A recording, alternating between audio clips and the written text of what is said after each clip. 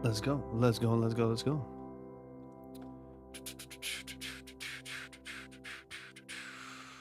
Check 1, 2.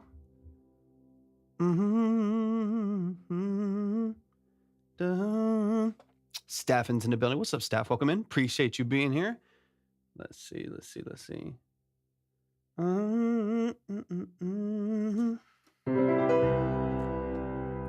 Odian, welcome in. I appreciate you joining the stream. How y'all feeling today?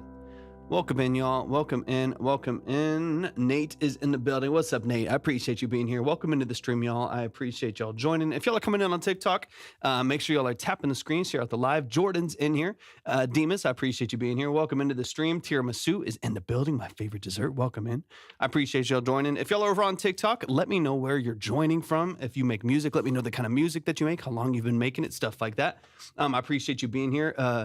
Momentum, welcome in as well. I appreciate y'all joining. How y'all feeling today? Javier's in the building. Germany in the building. Let's go. Corv X is in the building. Welcome in. Meowing, welcome in. Melancholic, I appreciate y'all joining the stream. How y'all feeling today? Welcome in. Javier, I'm doing fantastic. I'm doing well. What's your opinion on Tory? I don't know if I have a strong opinion on Tory. Jay Tello, welcome in. Belle, I appreciate you being here as well. If y'all are on TikTok, tap the screen, share out the live with a few people. We are only going to be on for a couple hours, like an hour and a half to 2 hours. MMP, welcome in. Lord DZ, welcome in as well.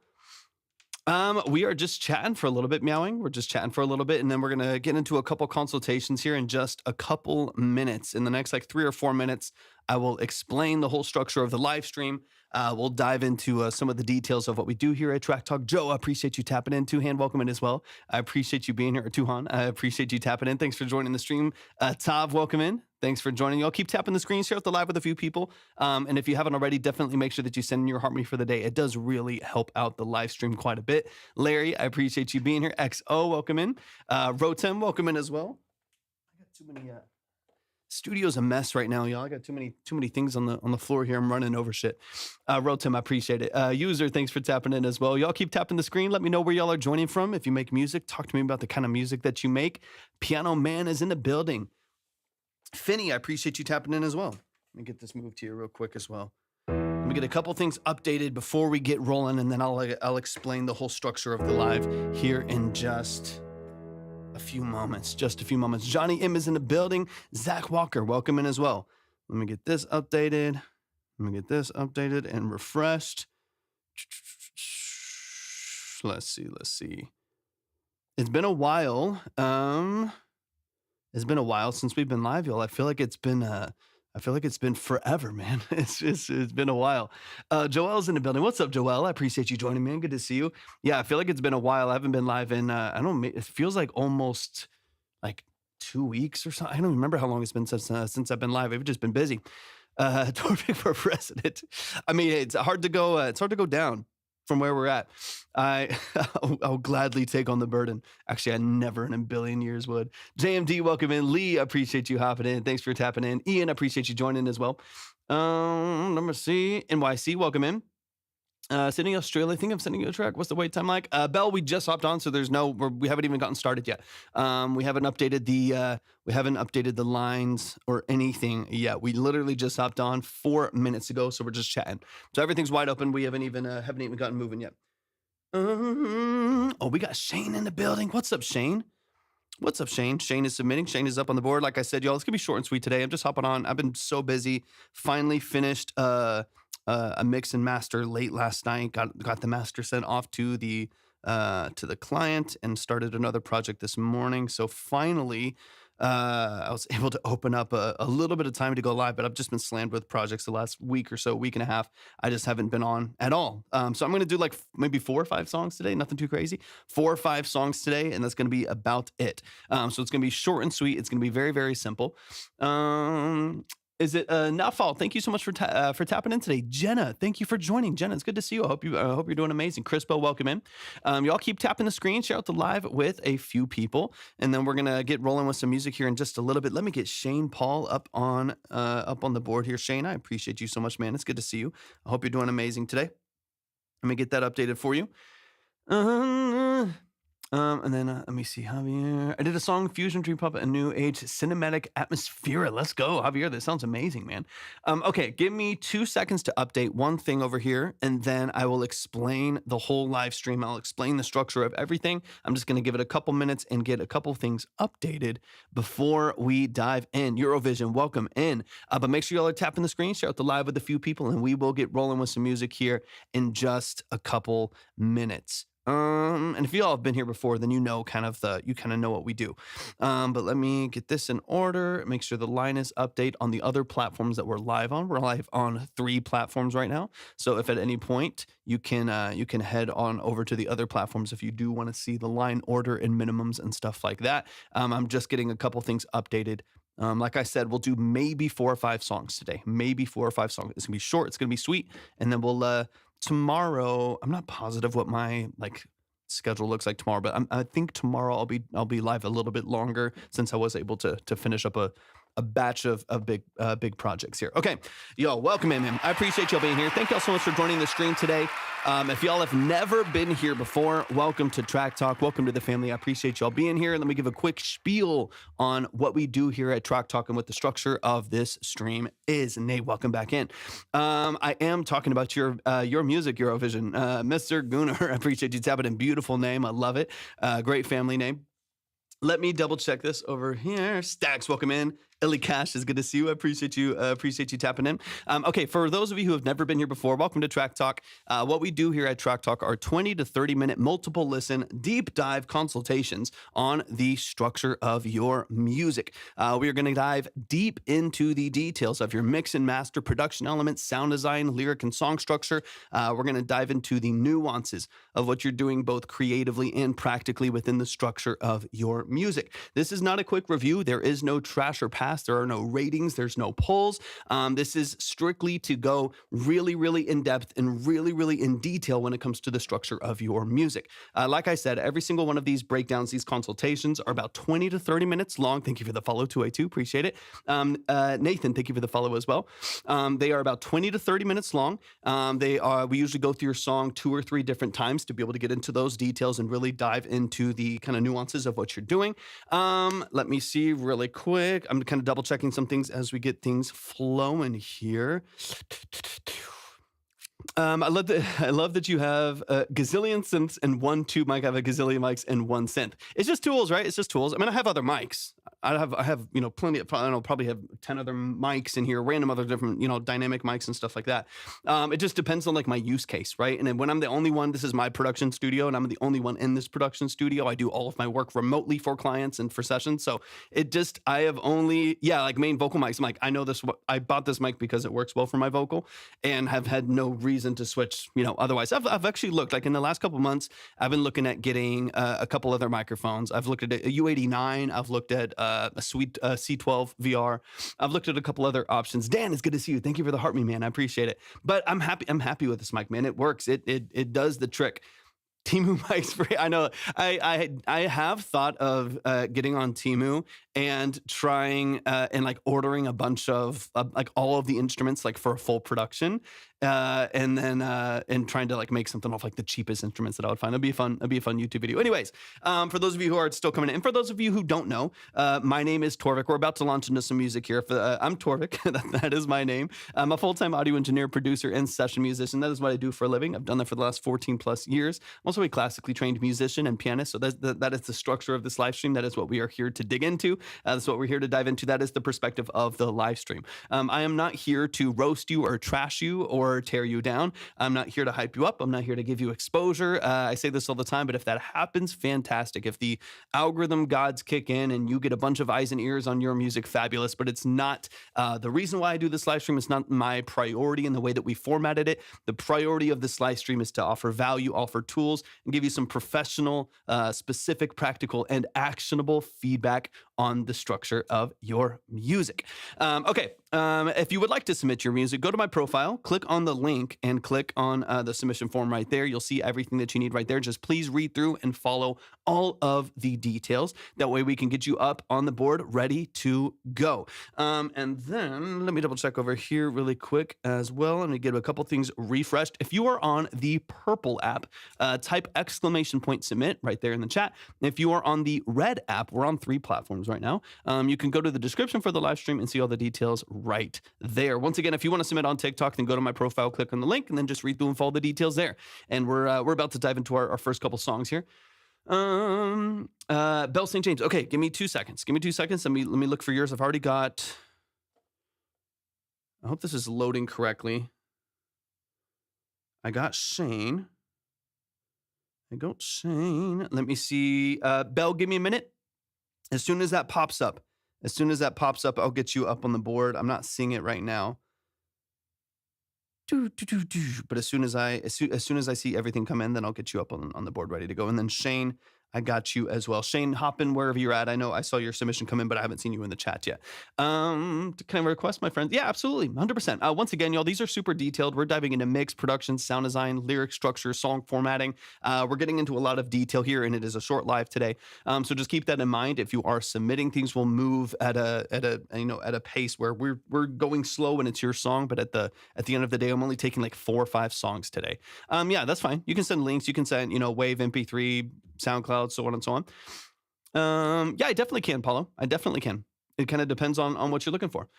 Do you use amp? This is Tepno. Do you use amp sims? I finally set up amplitude properly. What's up, Kasani? Welcome in, man. I do, yeah. I mean, I have amps in here. In fact, I'm looking at buying some different amps right now. So I typically will just mic those, but it kind of depends. Like I have some neural DSP stuff that I use if I need like a direct. What's up, Kasani? If I need some Tina, thank you for the follow. I saw a couple other follows. Thank y'all for that. I appreciate it. If y'all, I'm sorry, if I'm looking for like a really like direct gated signal, I want it to be very, very clean. Then sometimes I'll just go direct, straight into the DAW. Use like neural DSP or some other like PRS or like Fender Sims and stuff like that. Archetype Nolly is one of my favorite from the neural categories over there. Those are fantastic. I think they're great. Paulo, thank you for the follow. They're really, really nice. But here in the studio, I've got a 1,000-watt Hartkey bass amp. I've got, it's nice tube amp head, which I absolutely love. I have a Fender DeVille, which is fantastic. It's a 4x10. It's loud as hell. But I'm in the process now. What's up, Shane? I see you, man.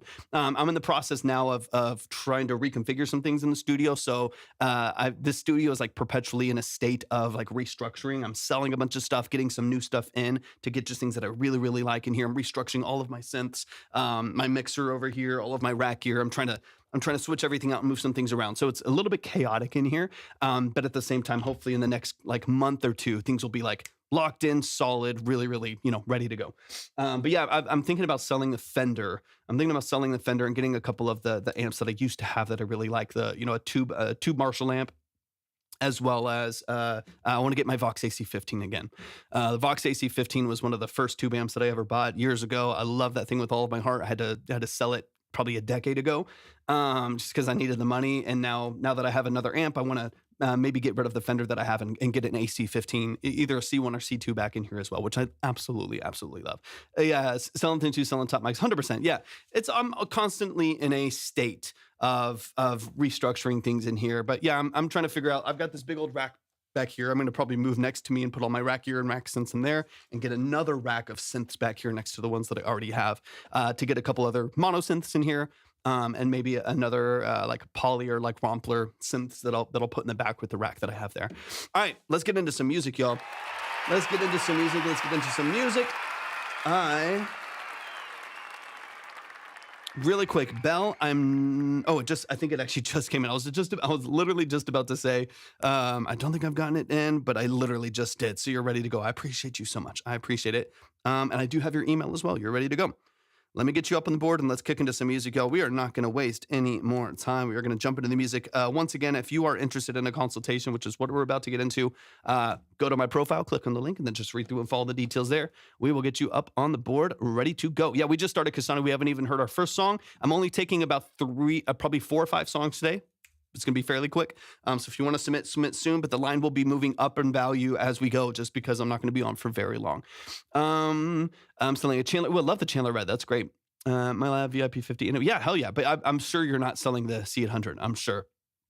Yeah, if anybody wants to submit, go to my profile, click on the link, and then just read through and follow the details. We've got Shane in the building. Shane, I see you in the chat over on the Red app. Vocal timing issues happened when I was vocal lining. I just haven't fixed it yet. I really need help with the stereo imaging. So confused. All right, this is Searchlight. I believe I've heard this song before. So Shane, you know the deal over on the Red app. Give me details, give me context, talk to me about any other details that you want me to know as far as the structure of the song, and then we'll get into it. All right, this is Searchlight by Shane Paul Music. Let's get into it. I'm trying to get feedback on live. Don't be worried about it, especially in this space. For those of you who have never been here before, maybe you're newer to the community. This is not like a roast live. This is not like a trash live where we're going to like tear into you. This is a very, very practical live as far as the way that we structure things. I'm not here to like, to me, it's like this is a very emotionally balanced live where I'm not here to like hype you up and like, oh my God, it's the craziest thing I've ever heard. And I love everything that you do. And I'm just here to hype you up and BS. I'm also not here to trash you and roast you and like tear you down for your music. I really want to get into the details and the nuances of the things that you're doing creatively and practically. So this is not a place where you have to be like, oh, are they all going to tear me down? Because even if your music objectively needed a ton of work, I'm not going to tear you down for that. I will just give you direction and give you tools and give you actionable feedback to hopefully help fix those things, as opposed to me just being like, dude, your rapping sucks, your voice, you have a terrible voice, get lessons. I will really make sure that you are actually getting the tools that you need. That's what this live is all about. I'm not here to roast you. I'm not here to hype you up. I'm not here to just like shower everyone in positivity. I hope this is a positive experience, but that's not what this live in particular is about. Yeah, emotionally balanced. I just know there's a lot of places. Can you freestyle? Nobody wants to hear me do that. Thank you. Is it Agostini? Thank you for the follow. I appreciate that a lot. Nobody wants to hear me freestyle. But yeah, my goal here is not to be like over either side. I really just want to spend the 30 minutes that we have for our consultation to get into the details of your music and practically look through kind of the nuances of what you're doing. David Chadwick, stop talking. Never. Funnily enough, this live stream is called Track Talk, and it says, let's talk about your music. And they're like, stop talking. Okay, that's never going to happen. I'm so sorry. You came to the wrong live if you want someone to stop talking. And you can also just start your own live stream as well, where you don't talk at all, and everybody hopefully will love that. Let me double check a few things. Shane said you can make mine short if you like. I'm heading into poor service. Okay, no worries. And then Shane, obviously keep in mind that these are all saved to the YouTube VODs as well, that we don't have to you don't have to worry about that. Guitars might be hitting the bus too hard. Okay, I got you. All right, let me make sure I got everything updated. Kasani, I got you, man. Kasani, I appreciate you so much. And then Tep. Hold on.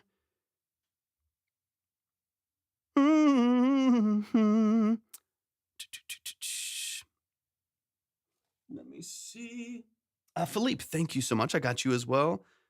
And let me know who CL really quick.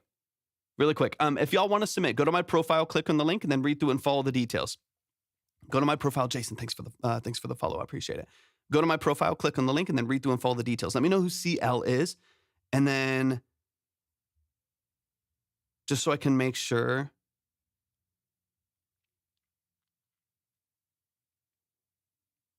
That's you, Ted. Thank you so much, man. Thank you. I appreciate you, man. That's a lot of love, man. I really appreciate that. Thank you so much for that. And then let me know really quick who Philippe is. It's kind of in between. It's in between a submission right now. So I just want to make sure that I get you in the right spot. It goes by fives. So I have an 18 from you. So I just want to make sure that it actually goes in the right spot, and then we make sure that everything is kind of free and clear. So let me know if you want to send the extra 2. I'll put you up in the 20 along with Shane. You'll be ready to go. Shane, I also think the song starts sounding quieter once more instruments are introduced. Oh yeah, probably some compression and limiting issues over the course of the song, so on and so on. Okay, yeah, if you want to submit, just make sure you follow all the steps. Kasani, I'm going to get you up here, and then as soon as I get info on Philippe, I'm going to make sure that I get you in the right spot as well. Kasani, appreciate you, man. Just quick reminder as well that keep in mind the line. We're only listening to 4 or 5 songs, and that's it. I'm going to keep saying that. Hopefully it stays, at the forefront of people's minds. 4 or 5 songs. Anyone else will be safe for tomorrow. I got to keep things short and sweet today. So let me see. But yeah, I want to make sure that I get y'all in the right spot. All right, we got Shane in the building. Let's run it. I don't want to waste any more time. I've got the track downloaded here, or still downloaded. Give me a second. There we go. Searchlight. Okay, let's get into it. I think I've heard a version of the song before. So this is an updated version where we're kind of talking about balance, panning, positioning, some compression or, compression / limiting issues maybe on the master as well. This is on the list for today. Paulo, I didn't on the list for today. Hey, no worries at all, Paulo. Yeah. Feel free to take it slow. No problem at all. There's absolutely no pressure to submit, no pressure to involve yourself at all. If anything, just hang out in the chat, be a part of the community. Hopefully you can garner a network, garner some, collaborations. You can learn something from the process that we go through, no matter what. I want to make sure that y'all are on a good footing. Okay, let's get it, man. We got Searchlight by Shane Paul. I love it, meowing. I love it. Thank you so much for being here, y'all. I appreciate it. It's time. Maybe I fell for make-believe.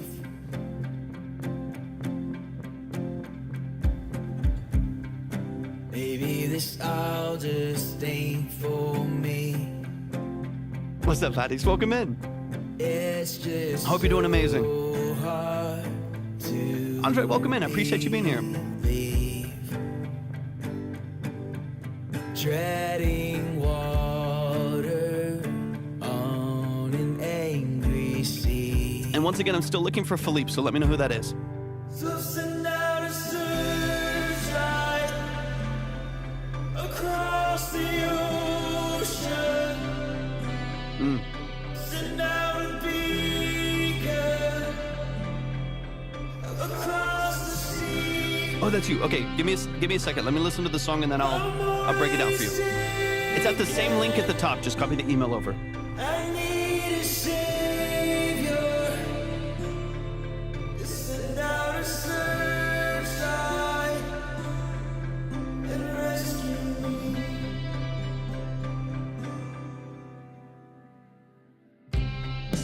Is this the plans you had for me?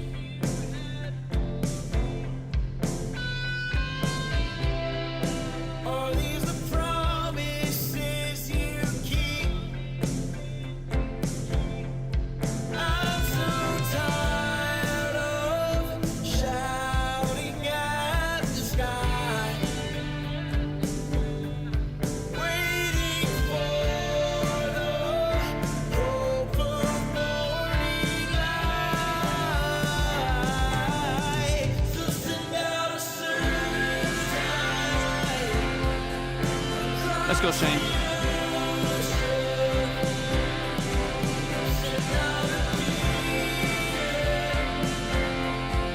Across the sea, I want a secret. I need a savior. Send out a searchlight and rescue Shane. He's like, hence the submission.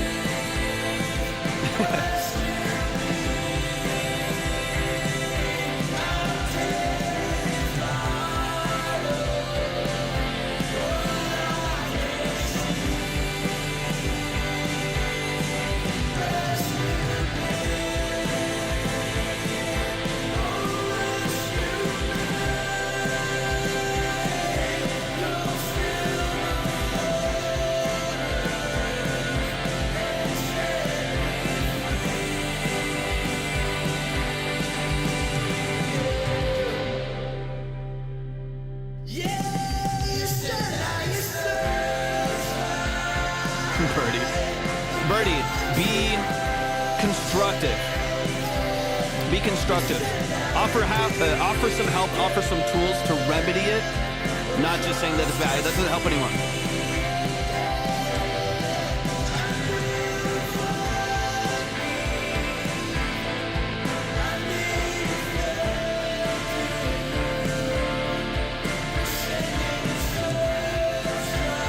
fair. Some people don't get the structure of the live, which is fine. Yeah, I could definitely hear that, Steph. 100%, man.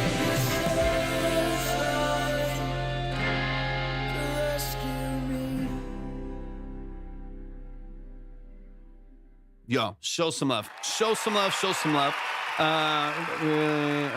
Birdie, be constructive. Be constructive. That's the only thing that I ask.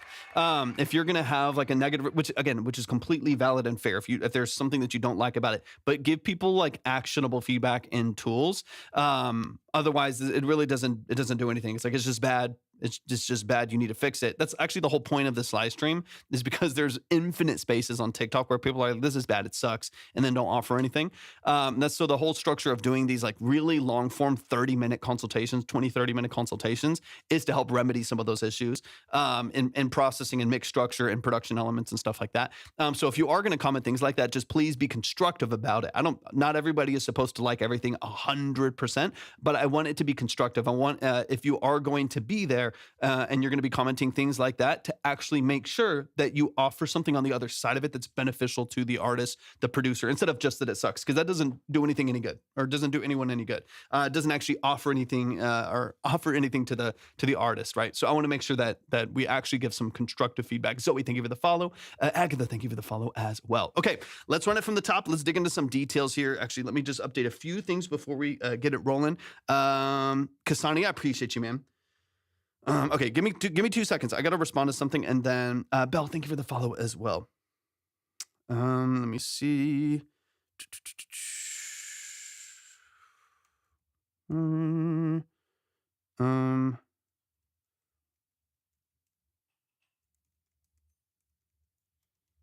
me see real quick.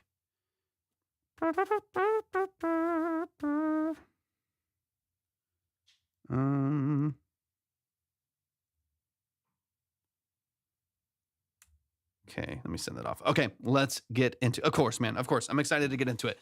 And then, okay, that's you. That's Fens.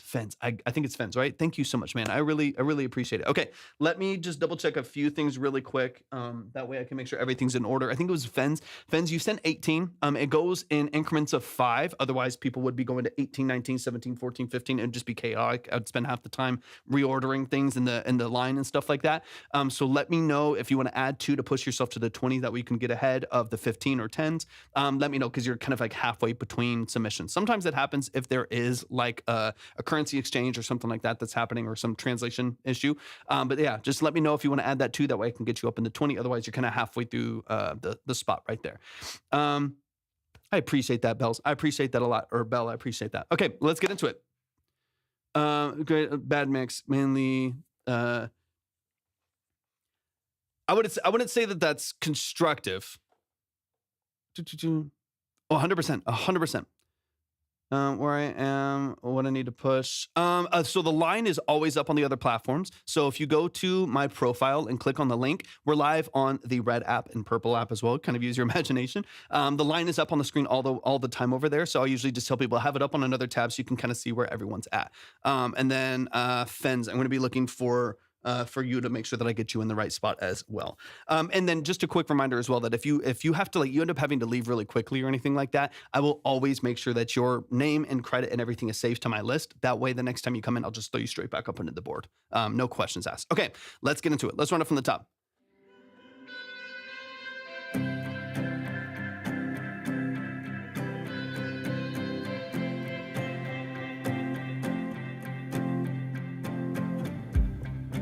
Maybe I fell for make-believe.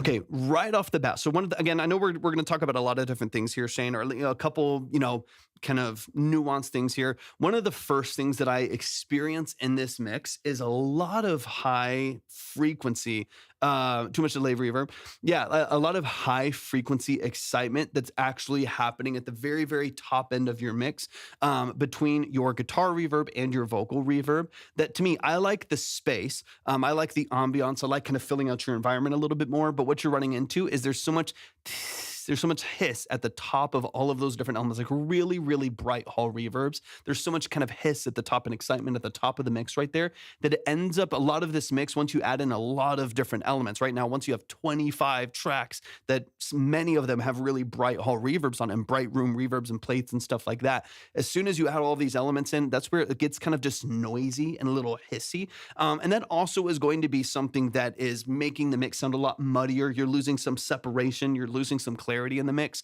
where I want a little bit more of a direct signal. I want a little bit of like a sharper image to some of the things that are happening in the background right off the bat between the double tracked acoustic guitars that you have, which are great. I mean, again, I like a lot of the production elements that you have. So I like what is happening in the mix. Sometimes the way that it's processed reduces your clarity and your separation, right? So I would just like maybe on the acoustic guitars, if you want them nice and bright, maybe pull the reverb back by maybe, you know, depending on how you have it run on an aux or on the, if it's just a wet knob on the track itself, drop it down by like 10, 15%. And then maybe either on the guitar itself or on, or the vocal, maybe choose one or the other, darken that reverb up a little bit too. Most reverb plugins have a filter on it. If not, you can add a filter to the reverb, just add an EQ to the reverb and help, you know, kind of darken it and subdue it a little bit, filter it down so it doesn't feel super, super bright and hissy. And then again, kind of losing some of your separation and clarity in the process as well.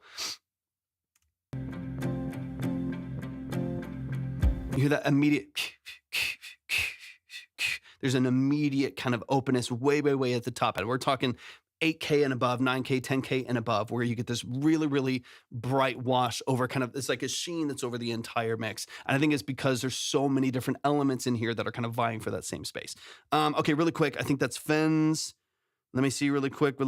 I got you. I appreciate you so much. Let me get you pushed as well. 810's in the building. What's up, 810? I appreciate you being here. Welcome in. All right, let me run this. Maybe this all just ain't for me. It's just Like I would love to honestly be a lot more direct with a lot of this and then be very like tasteful with what you even add a larger form, like larger environment reverb to. Like I would almost rather this acoustic guitar be like maybe the lead vocal and acoustic guitar be like pretty dry, like pretty like forefront. Those doubles are really tight. Keep it really dry, keep it really close, really intimate. And then like on some of these background, dun, dun, dun, dun, dun, dun, dun, dun, that's kind of sitting in the background off to the right side a little bit, like these additional synths and guitar plucks and stuff that you have. Maybe those can have a little bit more wash and a little bit more reverb. Maybe some of the layers to your vocal come in with a little bit more ambiance to it. But I need some more direct signal, or the whole mix feels like it's kind of like, it's almost like you're listening to this mix from 30 feet away and it's all kind of covered in this, again, in this sheen of reverb and ambiance and stuff like that. This kind of songs just sound like a band. They're all in the same room together. 100%.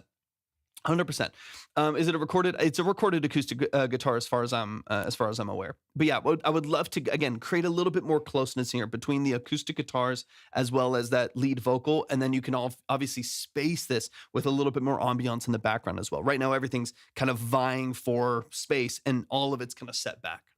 so hard to believe.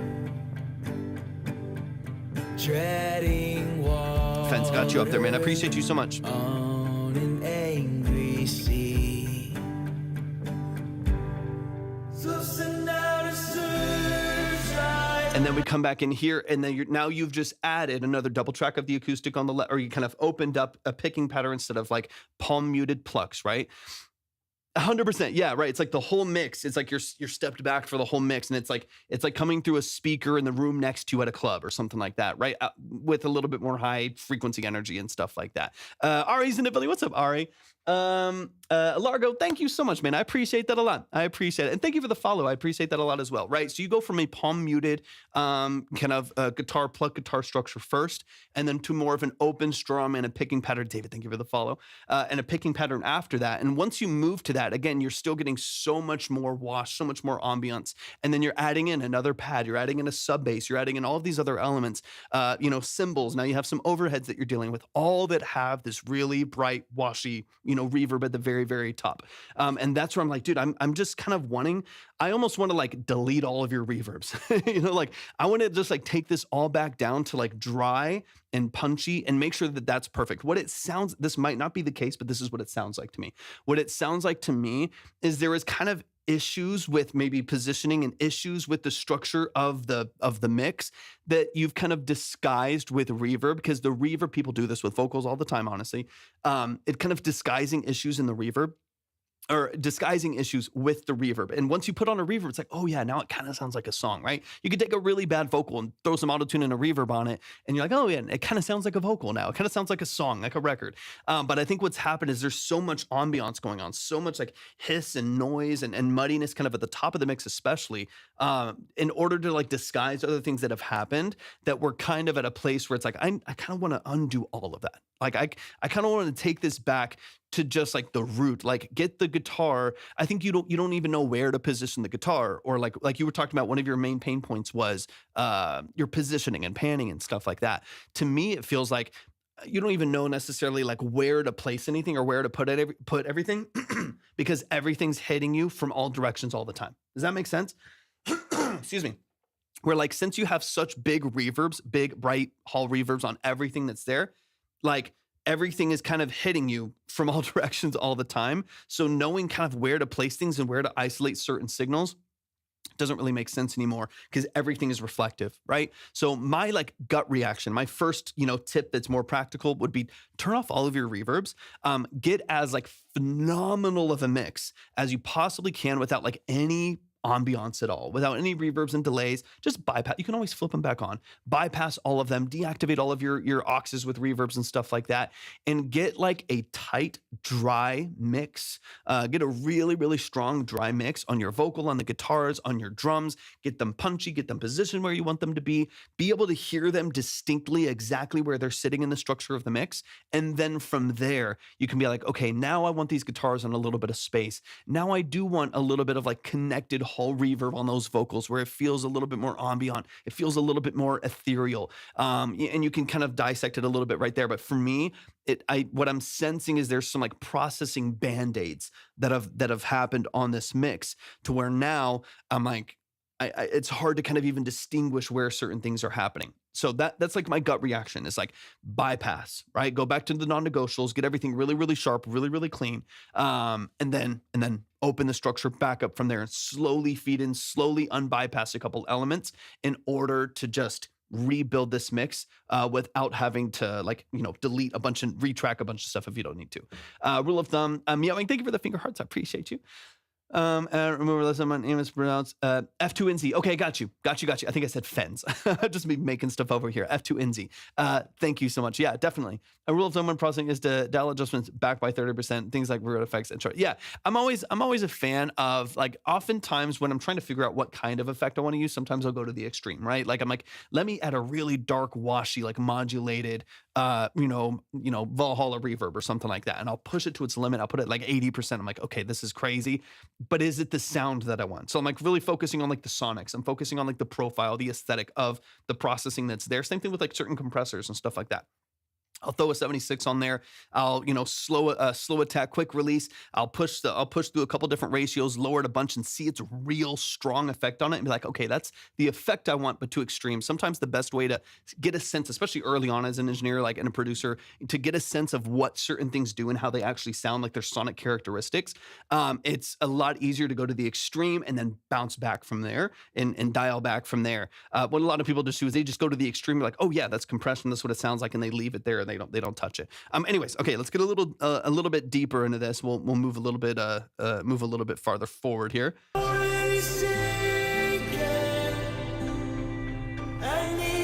Yeah, if anybody wants to submit, I see some people asking. If anyone wants to submit, go to my profile, click on the link, and then just read through and follow the details there. I only have a handful of tracks today. It is not going to be a very long stream today, so I only have like maybe 4 tracks left, and that's it. I'll be closing up lines and raising minimums here in just a little bit. So if you want to submit, you can go to my profile, click on the link. Just make sure that you do read through and follow the steps there.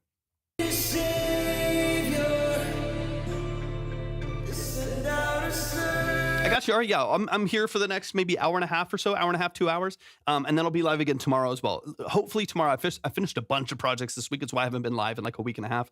I finished a ton of projects had to get finished this week. Sessions I had to get finished, and then I finished a bunch. I finished another mix last night, master last night. So I should have a little bit more time tomorrow to go a little bit longer. So we can definitely open it up there as well.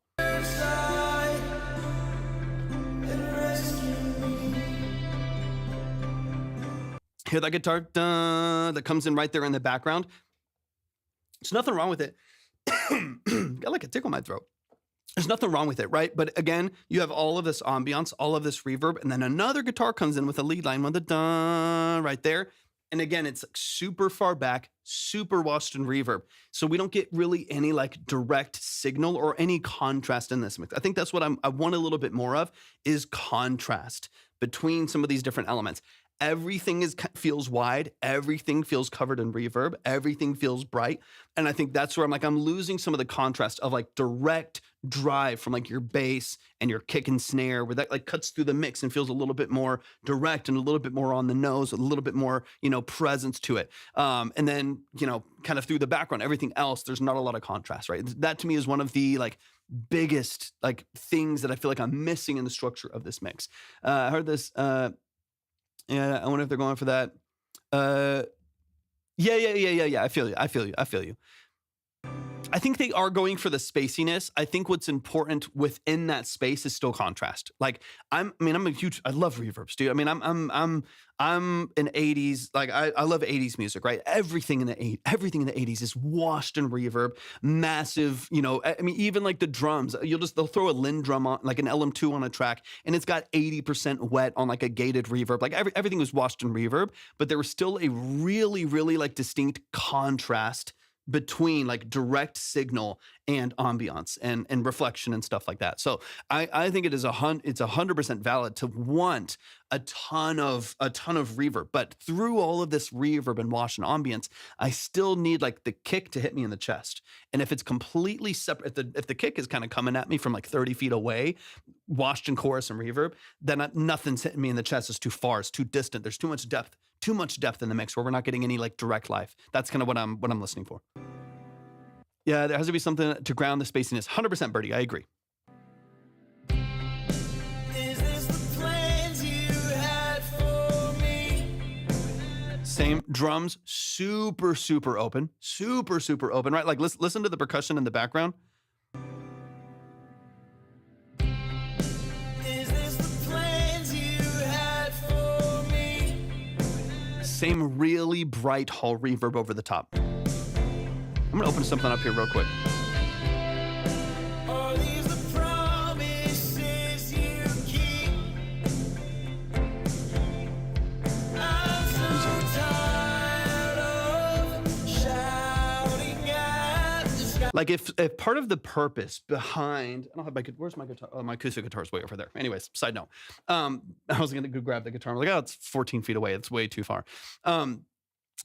If part of the reason behind some of these palm muted bum bum bum bum bum bum bum bum bum bum bum bum bum bum bum, part of the purpose behind some of those palm mutes and then reopening those strings right there is to create some drive, to create some punch and a little bit of like rhythm within the structure of the song. Right now, if that's completely, again, washed out by reverb, et cetera, we're in a loop here a little bit. If it's completely washed out, then you lose kind of the purpose of it. So what I would love, what to me would sound amazing right here, is that acoustic guitar, double tracked wide, maybe even a little bit of chorus on it, double tracked wide, saturated well, so it feels really, really open and out and on the outside, but drier, much, like if you have reverb on it, 5%. 7%, barely anything on there. You can connect it to the rest of the production by setting it in space so it feels connected to some of the other elements, but it's barely there. It's barely there as far as reverb goes. And then you let all of this background stuff, this da, da, da, the little background guitar bend that you have right there, these high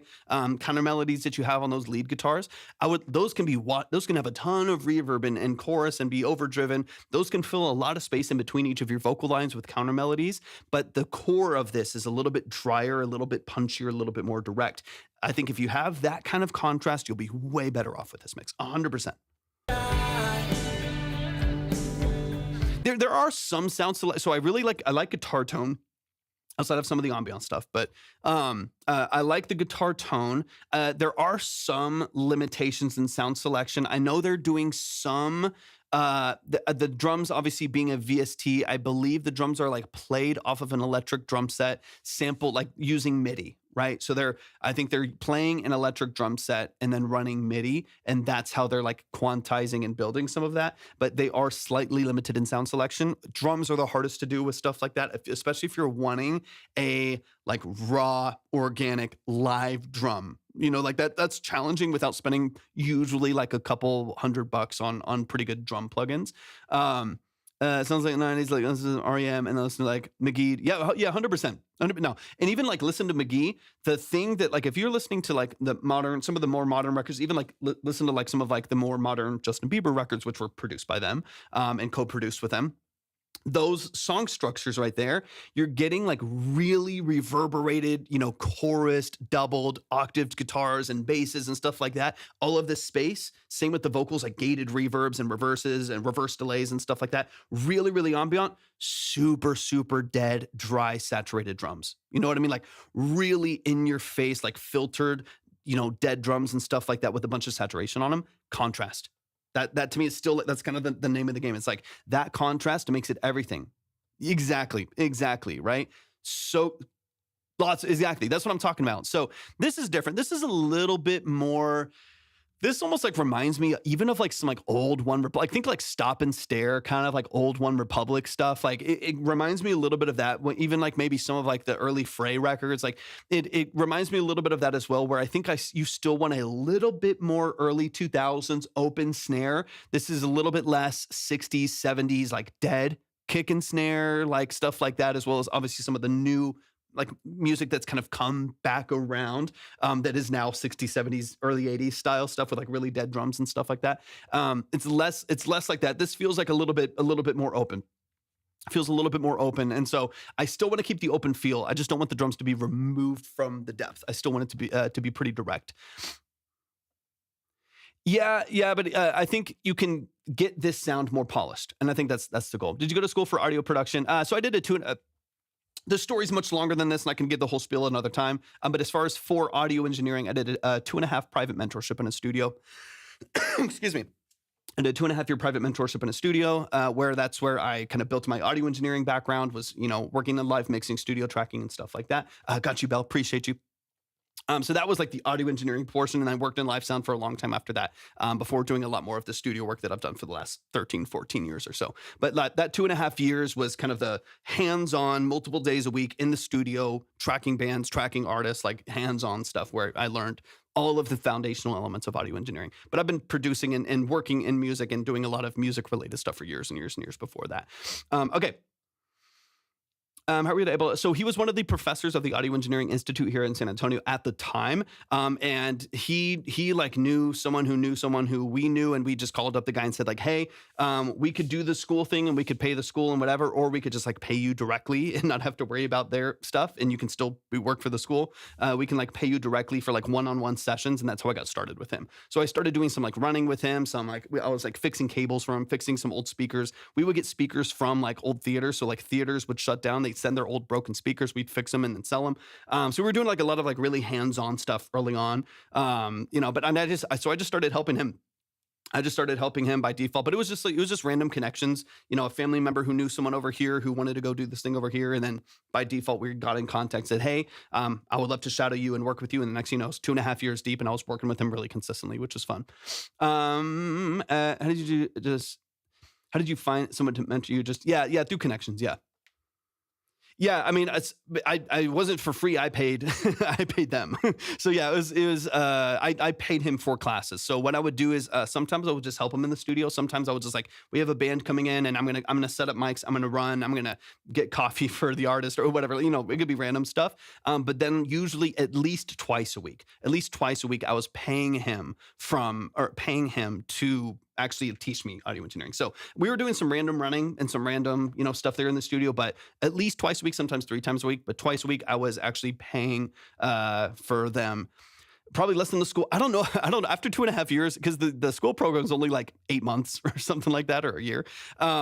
I don't know if it was cheaper, to be honest with you, but much more beneficial, right? Because day one, I was routing stuff on the board. You know what I mean? Like, day one, figuring out how buses worked on a real console and figuring stuff like that. And that to me is cheaper than Berkeley for sure. Don't do that unless you're like a prodigy and you want to have like the aura of someone who has been to Berkeley School of Music. Then of course you can. Okay, I got you, Shane. Yeah, it's all recorded. Let's go a little deeper, and then 810, I got you as well. Let me get you up here. I appreciate you so much, man. Let me get you up on the board real quick. We will be, the board is full technically right now, so you can still submit, but just keep in mind that we might not hear some of the lower ones on the board just because we're getting towards the tail end here, and we don't have a lot of time today. 810, I got you, though. I appreciate you so much. And then, Belle, let me get you updated. I saw you said you sent more, so just give me a second to update that. Stop, Tep. It does not. Don't confuse people.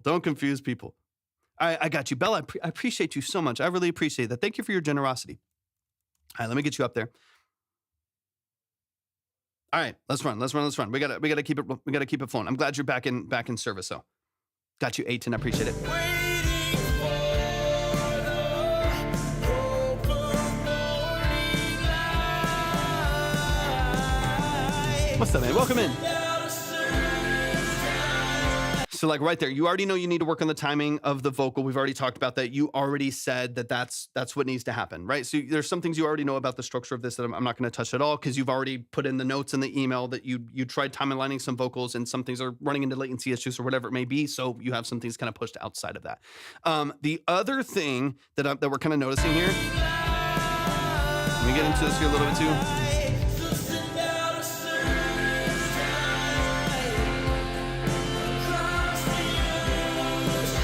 You can hear how the wash of reverb has completely, like, imagine like an empty gym. That's kind of what it sounds like. Imagine like an empty gymnasium.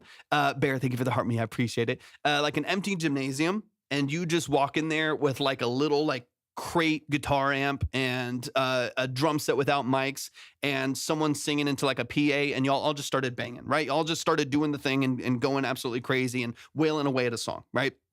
Started going crazy without any control over that. That's kind of what I'm hearing, where it's like I just hear reflection. I'm hearing room. I'm hearing environment far more than I'm hearing the song. And the song is a good song. It's a well-written song. They are good melodies. There's good structure. And it's why it quiets down is that everything is just, for one, you're probably running into some limitation issues. So like limiting issues, compression issues on the master, maybe where this is getting a little bit over suppressed. So gauge that, go through your buses, go through some of your signal flow here and make sure that you're not, over pushing one of your compressors on a different bus and then sending that to another instrument bus that's compressing again over to the master, compressing again. It's 4 dB a piece and the whole mix gets squashed. That might be one issue with your ability to kind of separate some of these things. They're all kind of getting limited with multiple stages of compression. So double check that. But beyond that is that you just have so much, got you, Aiton. You have so much energy in the background of this mix, so much energy in the ambiance that it just, again, sounds like you're in a gymnasium and all of those instruments are in this gymnasium. So you're losing all of the separation in signal. You're losing all of like the directness of the signal. I want reverb, I want space, I want ambiance, but that has to be contrasted with some direct signal, with some grounded signal in order for us to like even be able to experience that ambiance in a way that makes sense, right? Like, drums, for instance, like kick and snare, set it into a room on a bus, perfect. But like kick, snare, direct mics, I would love for those to be a little bit drier, a little bit more direct, acoustic guitars, a little bit more direct, vocal structure, a little bit more direct, supported by ambiance that is on certain elements, not everything. I want to hear the 3 guitars doing their individual. Yeah, 100%. So the thing you might have missed before, you can go back and reference the VOD that you might have missed before, is my first like encouragement to you is to, hate to say this, but bypass all of your ambience, like bypass all of your delays, all of your reverbs, go back to 0, and just add in like one thing at a time and probably do way less, because the buildup of all of these things is what's making it so noisy and so crazy. It's like, you're like, okay, I have a little, like even just a little bit of reverb on 30 different tracks can really inflate the kind of ambiance of the mix, right? And kind of the imaging of the mix, right? Where everything gets washed under the stereo umbrella, right? Because if you have stereo reverbs on 30, 40 different elements in this mix and they're all setting it all into space, then that becomes this noisy umbrella for the entire mix where you've lost all of your clarity and separation because I am hearing all of the elements come at me from all directions, like we mentioned earlier. My first things, yeah, and bring in glue and bus. Yeah, get down to like direct. I'm right here. Inactivity. What are you talking about? Hold on. I gotta do my puzzle. There, TikTok's already saying what's up, Miranda? Welcome in. I got thrown off at the signal, added my buses. Like I had it mixed and then added buses. Yeah, you might need to restructure. Thank you for the harmony. You might need to restructure slightly. Like if you send all of your drums, all of your percussion to a drum bus, do a little bit of control there. Add a nice soft glue compressor there at like a dB to 2 dB, and then make up gain back down. If you need that bus to be quieter, turn it down. You know what I mean? Like those buses have their own fader. They have their own gain staging. So turn them back down. You know what I mean? That's what all of that is for. It's additional levels of control. F2NZ, if you want to see the list, go to the other platforms that we're live on. The other platforms that we're live on are the red app and purple app. You can find those at the link as well. The line is always up on those other platforms that way you can see. And then A10, let me get you up here as well. Kasani, I got you. And then A10, I got you with the double boost. A10, I got you. I appreciate you so much, man. Let me update that real quick. Kasani, I got you. Thank you so much, man. I appreciate you. And then I got you, A10. I appreciate you so much, man. Thank you for that. All right, let's keep it rolling. Let's get to the end of this one here. There's a couple ahead of you, F2. Yeah, you started the fixing, like you said, you started the fixing cycle instead of stepping back a little ways and just going back to foundation again, where like, what's feeding that bus? What levels of control do I have on that bus? I have an intuition, funnily enough, that if you just like turned off all of your reverbs, the song would sound like way better. If you just like gain stage going into your compressors on your buses a little bit more tastefully and turned off all the reverbs, it would sound better. Not what you're looking for, but it would sound better. And from there, you can start to sharpen things up. You can start to position a little bit better. But like I said, if you hear all of your elements coming at you from all directions because of how much reverb is on everything, there's no way to like distinguish where you should position things. Like, should I push the guitar more to the left? I don't know. The guitar's coming from everywhere. Should I like move the drums like out this way? Should I like pan out my toms a little bit more for more separation? I don't know. They're coming at me from everywhere, right? Everything is kind of everywhere all at once, right? So you're getting a lot of that ambience. I think if you can control that, you'll be in a much better spot. But we need to go back. We need to trim this down again so you can kind of hear what your song is again, and then go from there.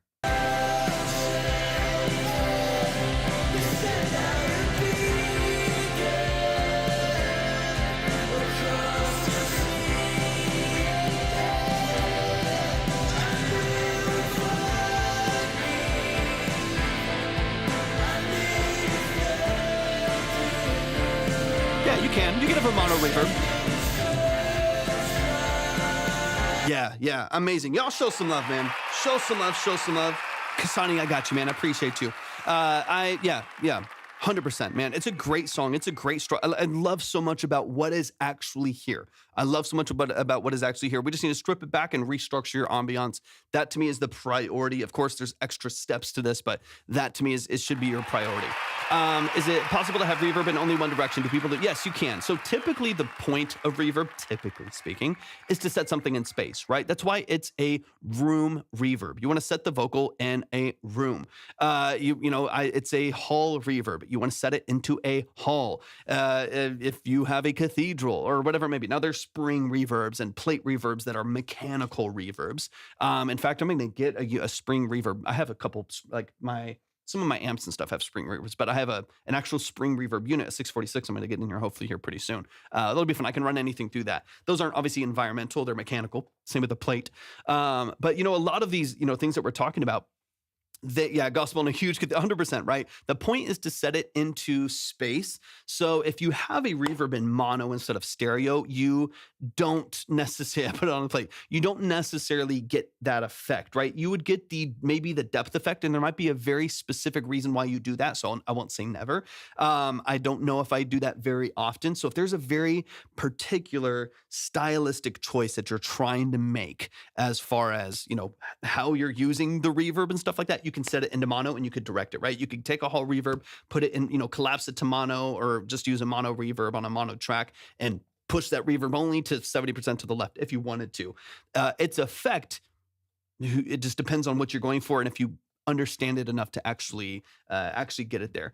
JX, is it Jaxie? Am I saying that correctly? I want to make sure that I say your name correctly. Thank you so much for hopping in. I appreciate you being here. Let me double check for you. I'll double check for you here in just 1 second. But y'all, please show some love. I gotta move faster. Y'all, yeah, sometimes it's glitchy. Void, sometimes it's glitchy. If it's giving you issues, then just swipe out and swipe back in, or close your app and come back in, and it'll usually work okay for you. But y'all, please show some love to the family, appreciate you so much, Shane. Y'all show some love to Shane Paul. Let's keep it moving. I got more music to get to, and we got to move faster. That first one we took a little bit longer. I was also explaining a lot to kind of kickstart the live here as well. Okay. And I'm going to close the line here in just a little bit as well. Belle, I got you. Belle, really quick, just keep in mind that it goes by 5. So I want to make sure that I get you where you want to be in that line. So just let me know. Otherwise, I'd be going dollar by dollar, cent by cent, and I can't do that. So let me know if you want to send, I think 3 to go to the higher one, or if you're okay going right after Aiton. I know Aiton likes to skip, so I know you have to go fast though too. So just let me know. And then Aiton, let me know if you have a little bit of time. If you have a little bit of time, I know that Belle has to move pretty quickly because I think they have to go to work. Have you tried capping bandwidth to 6,000? It already is. Yeah, it already is. Jerry, welcome in. I appreciate you. Let me close this out over here really quick. Let me get this updated. Yeah, it's already capped at, like, I don't know. Yes, I think it's like 5,500 or 6, something like that. Yeah, dude, I've spent months and months and months just dialing in all these ridiculous streaming issues and stuff like that, because I'm on 3 different platforms, so I'm shooting streams to a lot of different spaces. So we're going to obviously red app, purple app over here on TikTok, and making sure that the quality is somewhat manageable between all of them. Got you, Belle. Got you. Okay, so Aiton, we're gonna run Belle. Belle's got to run really, really quick, and then yours. And they just sent another one, so I'm gonna boost them to the top, and then Aiton's yours will be right after that. And that should be. We'll close the line. In fact, after the song, I'll close the line. And then yeah, Void is crazy. It's crazy. I've spent so much time on streaming issues and streaming stuff. It's wild. Okay, let me see. Wait? Oh, there it is. I got you. Lynn, thank you so much for the follow. I don't know if I already said that. Thank you for the follow. I appreciate it. Okay, let's get... This is Belle St. James. Actually, let me get it updated really quick, and then we'll run it. So let's go. Let me clear that really quick. And then once again, y'all, I am going to close the line after this track here. I have not streamed in the last week and a half. I've just been slammed with projects. I have been this whole last week. I've been doing nothing but session work and nothing but mixing and production in the studio. I just haven't had time for anything else. So I haven't been live for the last week and a half. Typically speaking, I go for a couple hours every day. Today's going to be about 2 hours, 2.5 hours, something like that. But that is not, I try to go longer some other times. It really just depends on my schedule. I'm going to try to do every day again, at least during the week, sometimes on the weekend, but I'm going to try to do every day again. Since I just finished this huge batch of projects, gives me a little more space. Okay. Quick update here. So I am updating minimum. So I need y'all to keep that in mind as well. Updating minimums as we're getting into our last couple tracks. So if you're wanting to submit, definitely just make sure that you're checking the line on the other platforms as well. We're live on the red app and purple app as well, which you can find at my link. Melody, make sure that you do not spam. If you do spam the chat, you will get muted. I don't want you to get muted because then you cannot contribute to the live. So don't spam the chat. If anybody does want to submit, it's at my link. Just go to my profile, click on the link, and then read through and follow the steps there. Check the minimums first because the live is almost over. We got 3 songs left. Okay, we got Belle in the building. Belle, I know you got to run fairly quick, so hop in the chat. I want to make sure that you're here.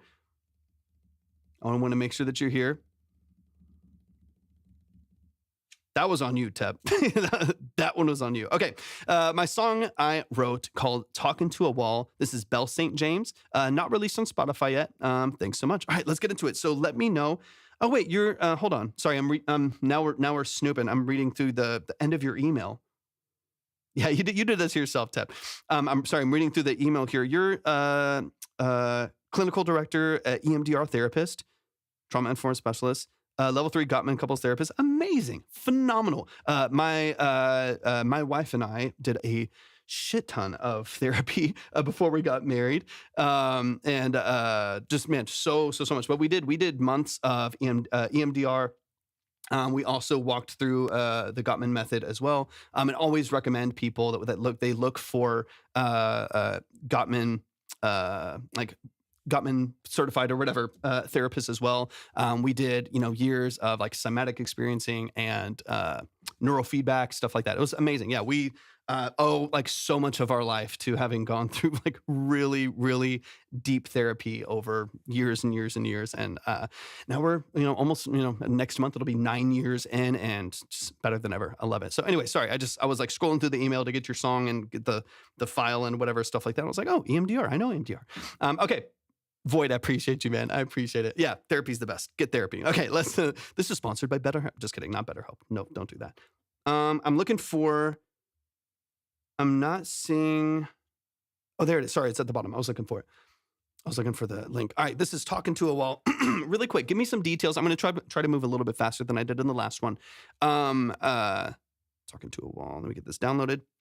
Give me some details on your role in creating this. So you talked about, you wrote it. So talk to me about production. Talk to me about the vocals that we're hearing. Talked about mixing. Are you self-doing this?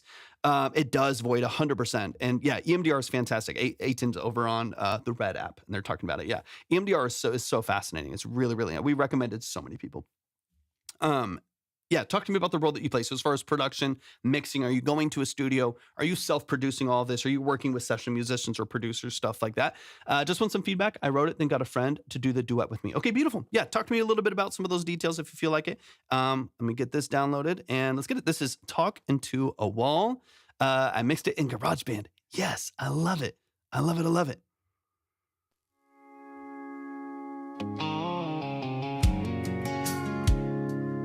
And then it's a generated production is what I'm hearing so far. Okay. So you're mixed it in GarageBand. Since I got a friend to do it with me. But it is your. Yeah. That makes sense. I can hear in the first 2 seconds, you can hear it in the guitar. So your vocal, still your vocal though, right? Your vocal, and then the duet with you, and then the generated production. Is that kind of what I'm hearing? Perfect. All right.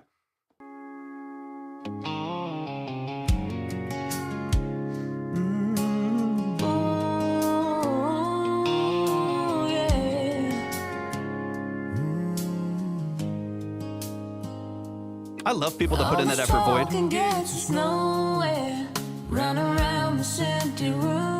Okay, cool. Same old words in different outfits. Yeah, the vocals are real, but the production is AI. I'm reaching out, you're looking through me like I'm someone you don't recall. Used to feel like home between us, now it feels like talking to a wall. And I can feel it in the silence, in the way you say my name. Something shifted, something left us, and it's never been the same. 'Cause you don't look at me like you used to. You don't hold me like you know me at all. I've been trying to find us in the wreckage, but I'm just talking to a wall. And I'm walking down my own path now. You don't walk beside me anymore. Guess somewhere between who we were and this, we outgrew what we were fighting for.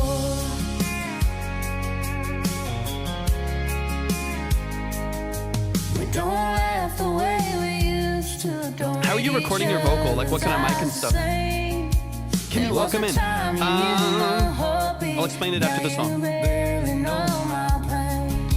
We wear the shape of something old now. Try to make it fit somehow. Yeah. Yep, got you. Perfect. Slowly, and I think we're living that right now. I kept waiting for a breakthrough, for some spark to make it clear. You can't force two different futures to keep meeting in the mirror.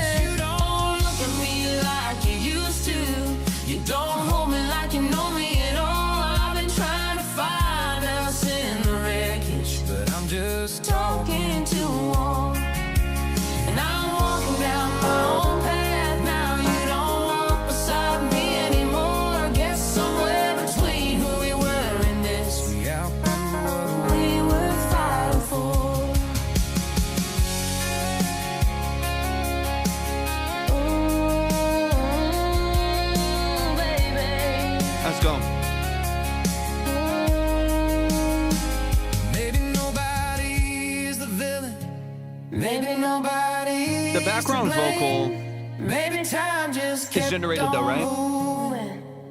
And we didn't move the same. Maybe love ain't always leading. Sometimes it just changes shape till two people stand there wondering when they let each other fade. Now you don't look at me like you used to, and I can't keep begging for it all. Okay, got you. Yeah. Said everything a heart can say. Cool. Good song structure. So I'm walking down my own path now, even if I 100% Void. I mean, you see what I've invested in with this, so I obviously care a little bit. How far we've grown.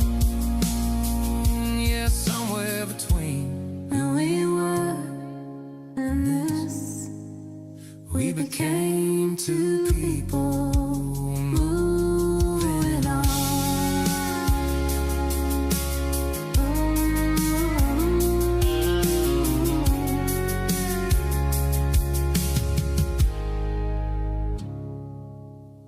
Let's go. Y'all show some love to Belle St. James right here in the chat. Let's break it down. Okay, so yeah, just to bullet point kind of what people are hearing because people start to question. The song was written and sung by Belle St. James, who's right here in the chat. So that vocal the female vocal that you're hearing is her vocal, and all of this song was written by Belle St. James right here in the TikTok chat. The production and the background vocal, the duet, was what's generated to create the demo that you're hearing. But she is planning on going to a studio to work with some session musicians and get some people to fully produce out the arrangement of the song, which I think is fantastic. I love that, especially in this style of music. Now, there are certain styles of music where you can get away with a little bit more. In this style of music where acoustic, like high quality, tight acoustic instrumentation that's like fairly dry is so prominent, it's nearly impossible for you to like publish this and push this forward with some of those early records, right? Because that's why I asked, with it literally within a second and a half, not even with a negative connotation, but within a second and a half, I was like, this is generated. Let's get a kind of a feel for the lay of the land here. Because you can immediately tell, you hear the artifact, you hear the aliasing, you hear all those issues in the background. So I am glad that you're going to hopefully, ideally in the future, at least work with a singular producer in a studio or with a session musician who can handle, some of the steel slides and acoustic guitars and stuff like that. Because it is a good record. It's a good song.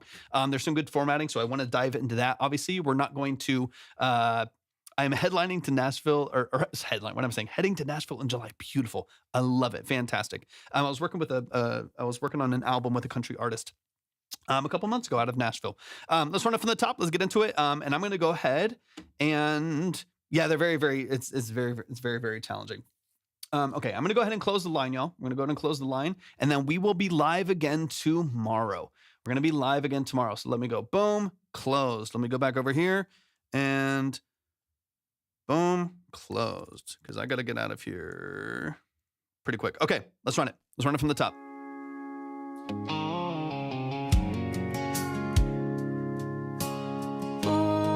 And you were talking about using a Rose 2, like a Rose. Which, I mean, I love a Rose.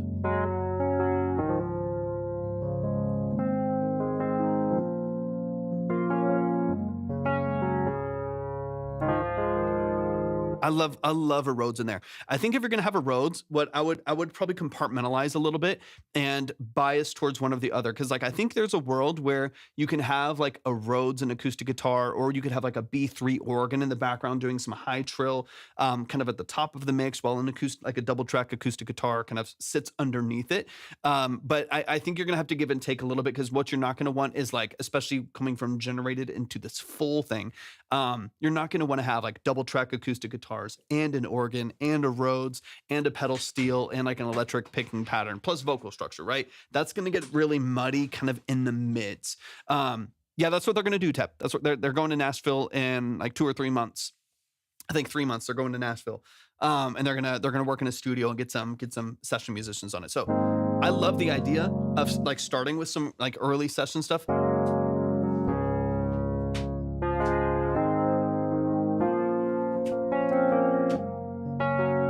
You can start really simple right there, even a little darker. a little bit more tine, which I love the tone is that. I'm kind of curious. Now, obviously, when you generate this, it jumps straight into full production mode. I'm kind of interested on what it would look like to soften this just a little bit.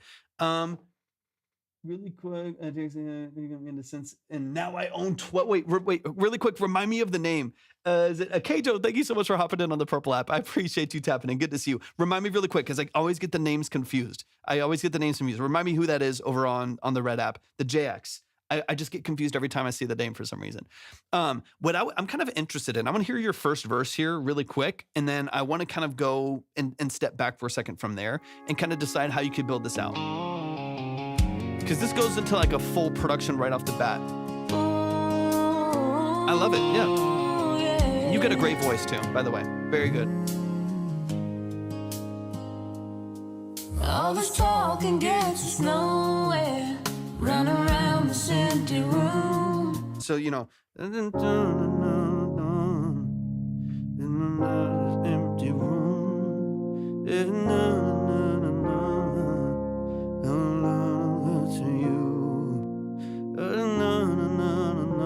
Like, I think what could be interesting is for you to actually start really, really raw. You kind of have two different ways that you could go about this depending on the vision that you have for the song and kind of what you want to get out of it. You could start full country with slides and acoustic guitar with it's already like a kick and the hats and a cross stick. Like you could start with a lot of that energy, but I'm kind of curious if you started a little bit more intimate, then a little bit more dry, and then picked it up a little bit for like first hook into like second verse and just started with it. Oh, these questions, there's no way. Super dry. Back to you. I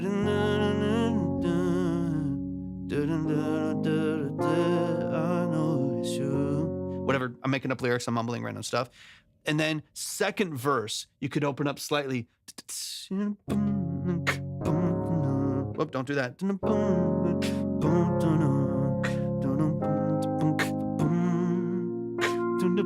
You can open it up a little bit like on a B section or like on a second verse before you kick in, as opposed to going straight full country slides, acoustic guitars, drums, all the way already in, especially with the vocals. I also wouldn't start with a duet. I would start with singular vocal. So I would play around with that just a little bit, like starting really intimate. Oh, these verses in no way, and you know that's what to do. Like really, really dry, really, really simple, just your vocal. So like in my world, the way that I kind of hear this is you can start like 3, 4, and you're like already in the song right away, or like one cycle through those chords right there.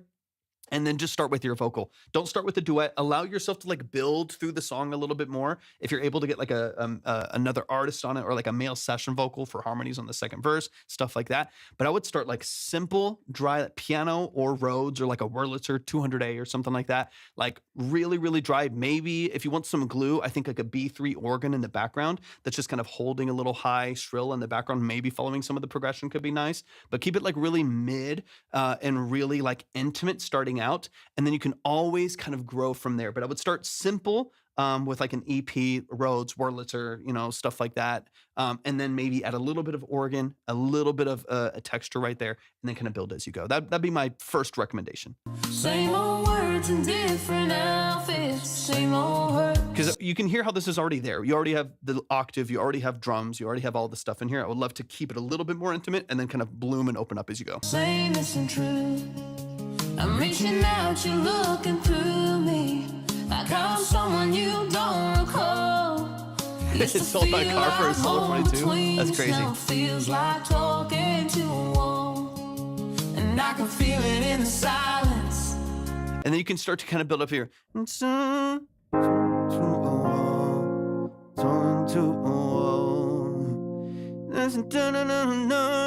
Like right here, like that would be a good spot as like a pre-hook in order to kind of build up, right? So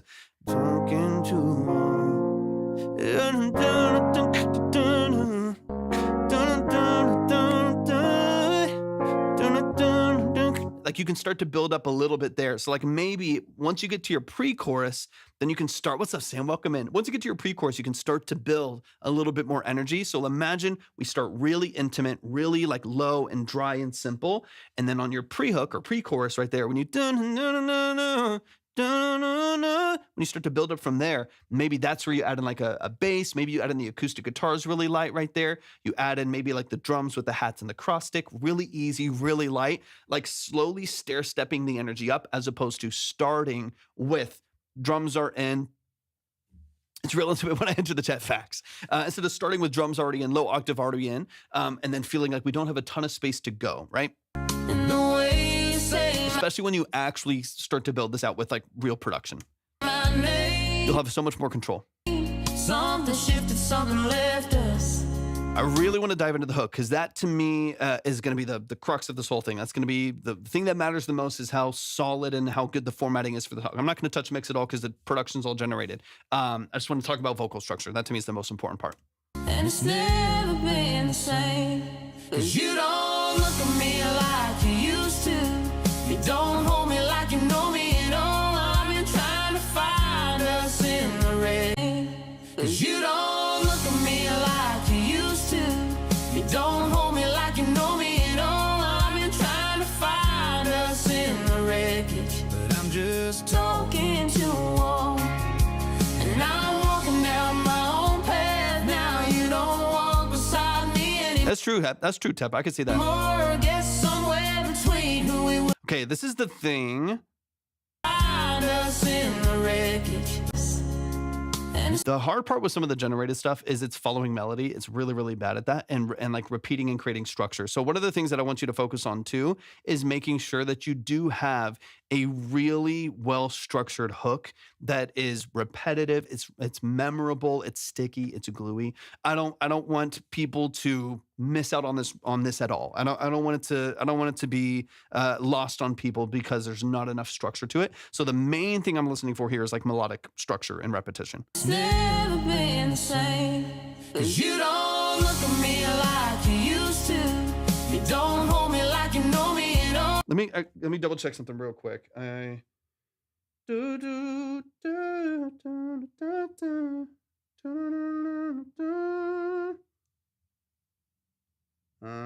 Hold on. I just want to make sure I get the right thing here. Oh, and that's Kasani's. That's Kasani's. I have to update. Okay, hold on. Because I got time for 2 more tracks, y'all. 2 more tracks. Anyone, of course, that doesn't get heard, I'll save y'all's for tomorrow's live stream. But I gotta be pretty sharp on time today. Okay, let's get into this melody. Something shifted, something left us. So the you don't know, no, no, no, no, that's the hook. So the you don't love it like you used to. Da, na, na, na, na. That's your hook through and through, 100%. Once that energy builds right there, da, na, na, na, da, da, na, na, da, that's where I'm looking for like repeated melody structure. That to me is the most important part of the song. If you don't have structure there, then none of the rest of it's going to matter. You'll get lost in the verses. People might love, especially once you fully produce it out, people might love the way that it sounds, but they won't remember it. They can be like, oh, this is a beautiful song. I'm so glad that I'm listening to it. And then they just will never, they won't stick. There's no pattern recognition, right? There's no structure to it. So that's what I want to dig into this melody. This might be the main thing that we talk about today, and then we'll move on. And it's Okay, let's get into it. the same. 'Cause you don't look at me like you used to. You don't hold me like you know me at all. I've been trying to find us in the wreckage. So that, like, even right there. So we have 2 different melody changes right there. So You don't us. And it's never been here's one melody. the same. 'Cause you don't look at me like you used to. Second melody. Don't hold me like you know me at all. I've been trying to find us in the wreckage. Third melody. I'm just talking to a wall. Fourth melody. And I'm walking down my own path now. You Kind of a version of the first melody. Kind of a version of the first melody, but it shifts a little bit off don't again. walk beside me anymore. Guess somewhere between who we were and this. We were fighting for. So I want a little bit better structure to those first melodies, right? In the wreck, and it's never been the Right here. same. 'Cause you don't look at me like you used to. You So like, you don't look at me like you used to. It don't,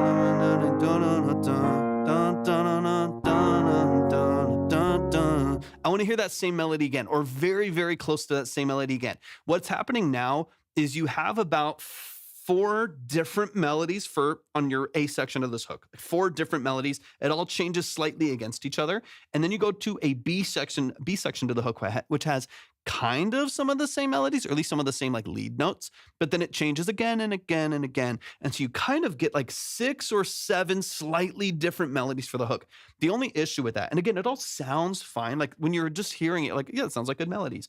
But when you're singing it, when you're learning it, when the brain is processing it, you are missing out on the ability for it to stick, right? Because you don't have that little loop that you get into when you start hearing a little bit of the same thing in a pattern, right? So what I would do is have the dun dun dun dun dun dun dun dun dun dun again, dun dun dun dun dun dun dun dun dun dun dun. Like you can change the last one, but you go to like one melody with a switch and then same melody and then switch. Having at least that exact same melody again just locks it in. It makes it sticky. It makes it catchy. That to me is like those little parts of the format. I do maybe something similar to the second part of the song. Those little pieces to the puzzle right there. Miranda, thank you for the finger hearts. And for the TikTok. Sorry, I just missed those. Those little pieces to the puzzle right there, to me are what make this stick. It makes it stick. It makes it really, really solid of a hook. Because you have some good lyric structure in here, some pretty close melodies. But if you don't have like the clear repetition of some of those melodies, I do think it's just going to be, it might be pretty, but it's going to be hard to remember. And it's like, how many times will someone have, this is the question I always ask artists when they're songwriting and they're working on collaborative writing and stuff like that, is how many times would someone have to listen to your song for them to know how to sing the hook with you?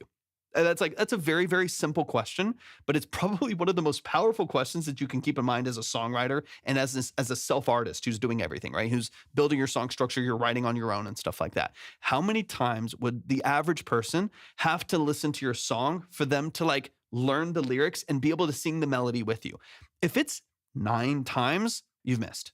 If it's more than, honestly, kind of once, you know, like a good song, you hear it one time, like, dun, dun, dun, dun, dun. That melody right there stuck in my head already because now I've been singing it a bunch and playing it a bunch. That melody's already stuck in my head, right? That's why I'm like, okay, well, do that melody again. Do it one time, do it a second time. Make sure you have it twice for every single hook. That way, when you do a hook 3 times, they're singing that melody 6 times in a song. It makes it really sticky.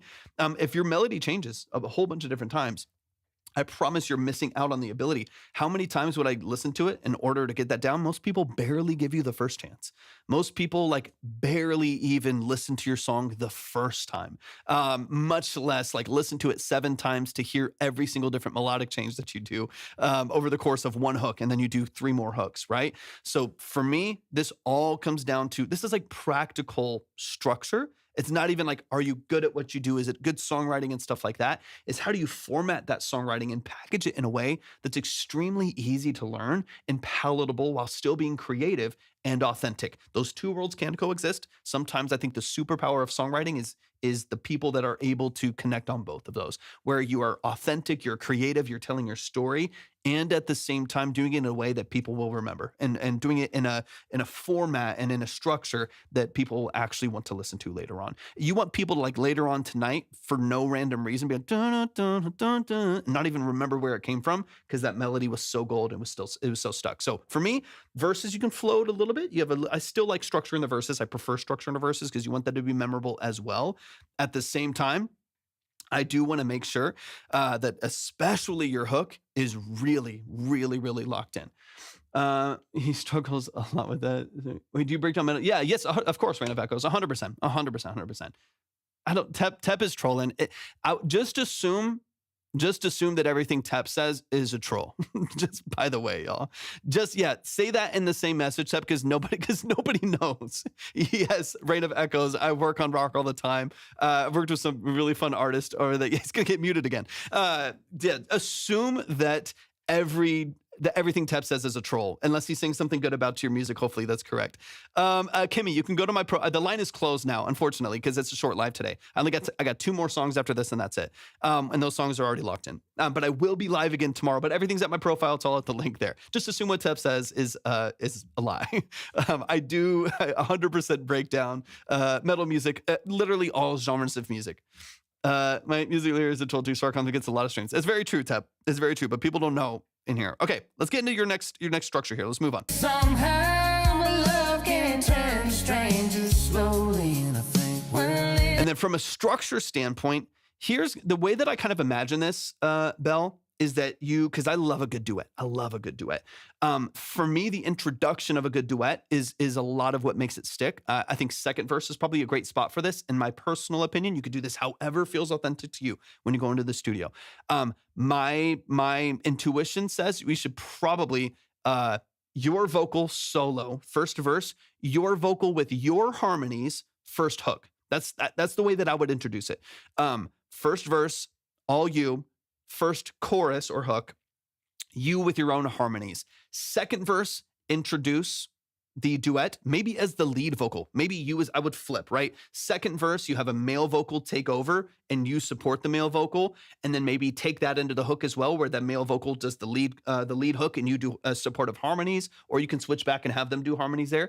But I do think that I would give it some of those nuance changes of you with your harmonies, secondary lead vocal. Kimmy, thank you for the follow. Secondary lead vocals, like male vocal in the second verse, supported by maybe some of your harmonies or an octave from you, and then maybe even have them take the lead on the next chorus, or at least do supporting harmonies for you. And then how you structure that going into the last section of the song, your last verses, last hook, is kind of up to you. But I think a tasteful introduction of the vocal is really important. I kept waiting for a breakthrough, for some spark to make it clear that you can't force 2 different futures to keep meeting in the mirror. You don't look at me like you used to.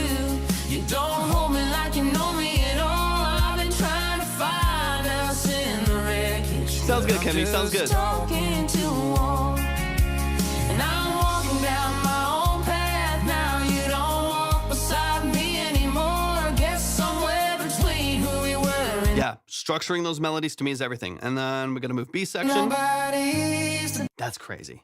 blame. Good. I mean, we got to get a Telecaster and a guitar solo. It's a non-negotiable. I don't care. I don't, Belle, I don't care what else you do on the song. We need a Telecaster and a Fender reverb and a guitar solo here. That's the only thing I need out of the song. You can do whatever you want with the melodies. I need a Telecaster and a guitar solo here. Otherwise, the song does not exist to me. That's my only non-negotiable on the kind of the bridge of the song right here. Maybe nobody's the villain. Maybe nobody's to blame. Maybe time just kept on moving, and we didn't move the same. Maybe love ain't all. Okay, now this to me starts to run a little bit long, right? I'll tell you my preference. I'm a fan of really structured. Stacey, thank you for the follow. I appreciate it. Really, really solid structure, because it's just you're dealing with retention issues. You're dealing with like even just people's ability to stay focused and hearing a story for the first time here. So one of the things that I would potentially do, I don't mind this bridge here. The bridge to me doesn't offer like a ton of like lyrical depth or context like to the song. Personal opinion, I would just go straight down to I would go high hook or high chorus, guitar solo, low chorus, and a high chorus, you're done.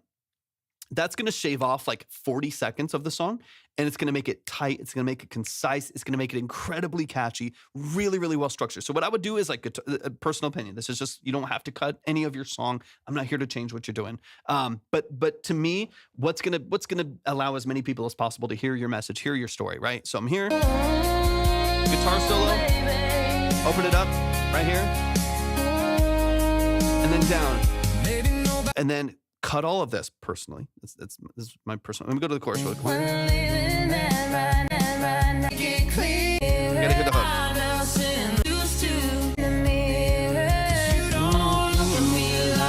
So here, right? Guitar solo. You don't. So like right there, dun, dun, dun, dun. So like hear the guitar solo, boom.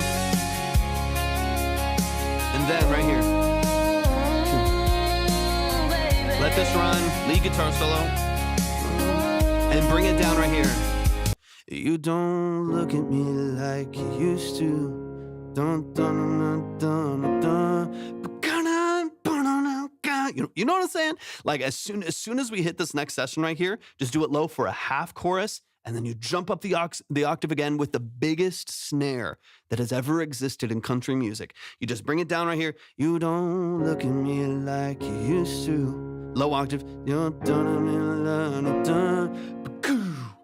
And then you go back into a full chorus. You're just continuing on with the same chorus right there. That allows you to cut a double hook. It allows you to cut the bridge. You've reduced the song by like 45 seconds. Now instead of a 4 minute and 9 song, 4 minutes and 9 seconds, now we're at like 3:15, 3:20. That's more palatable. It's more concise.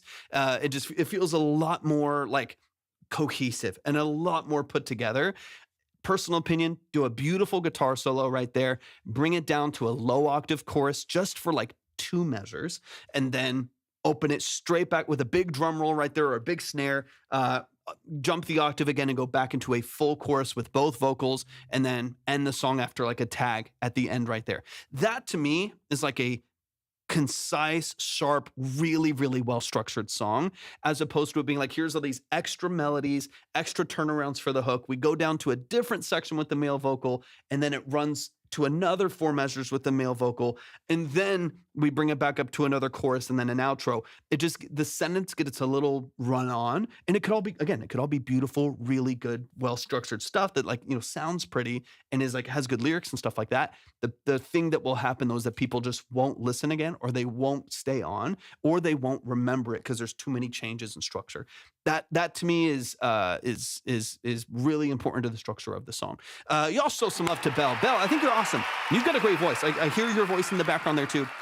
I think you're a great writer. I think you have an awesome voice. I'm really, really excited with the way that you're going about building the structure and going to Nashville, getting a band in here, and building out the rest of the structure of your song. I think that's fantastic. You're a good writer.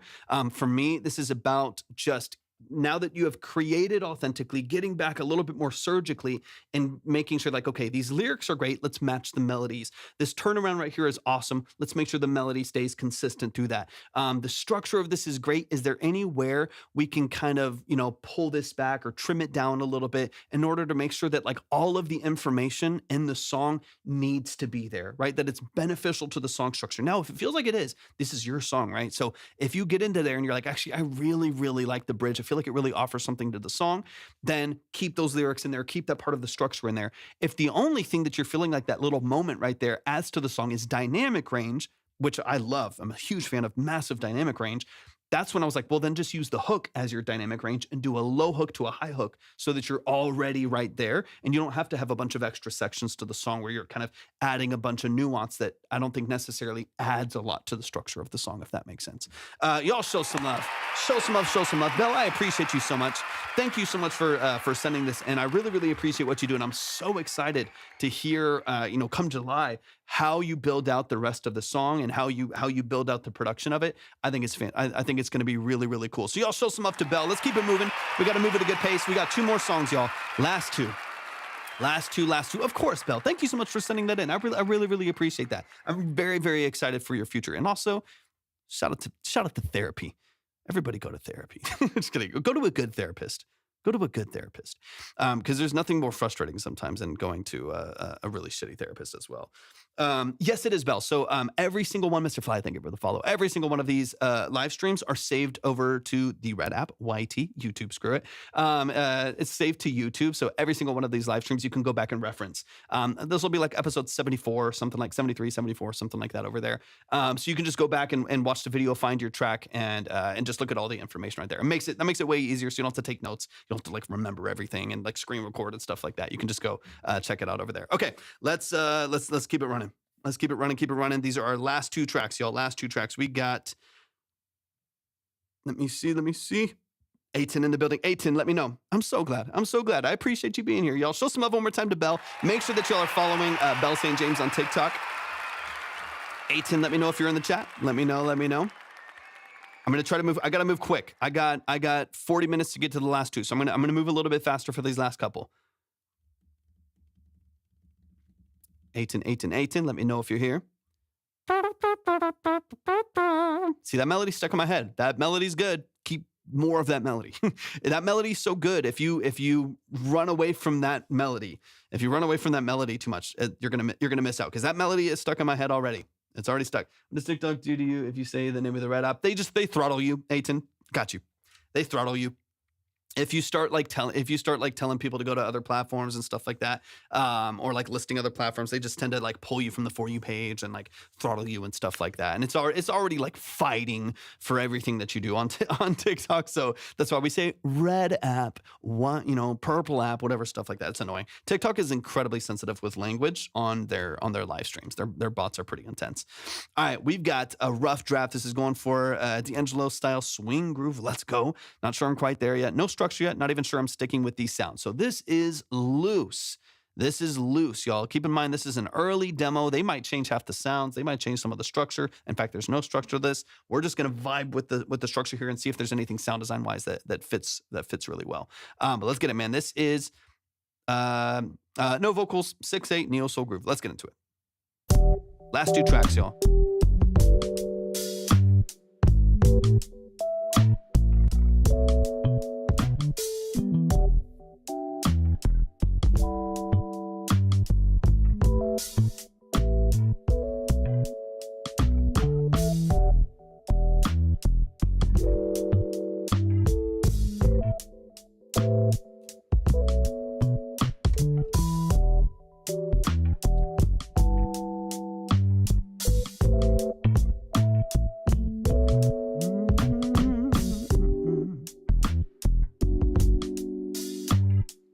I feel that, Aiton. I feel it.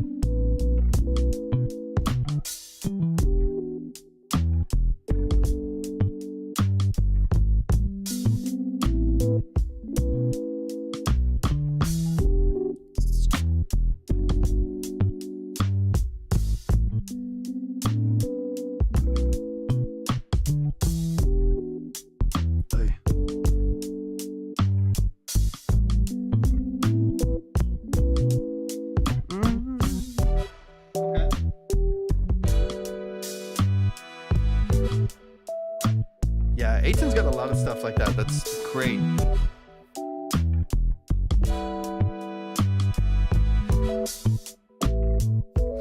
I feel you. I feel you.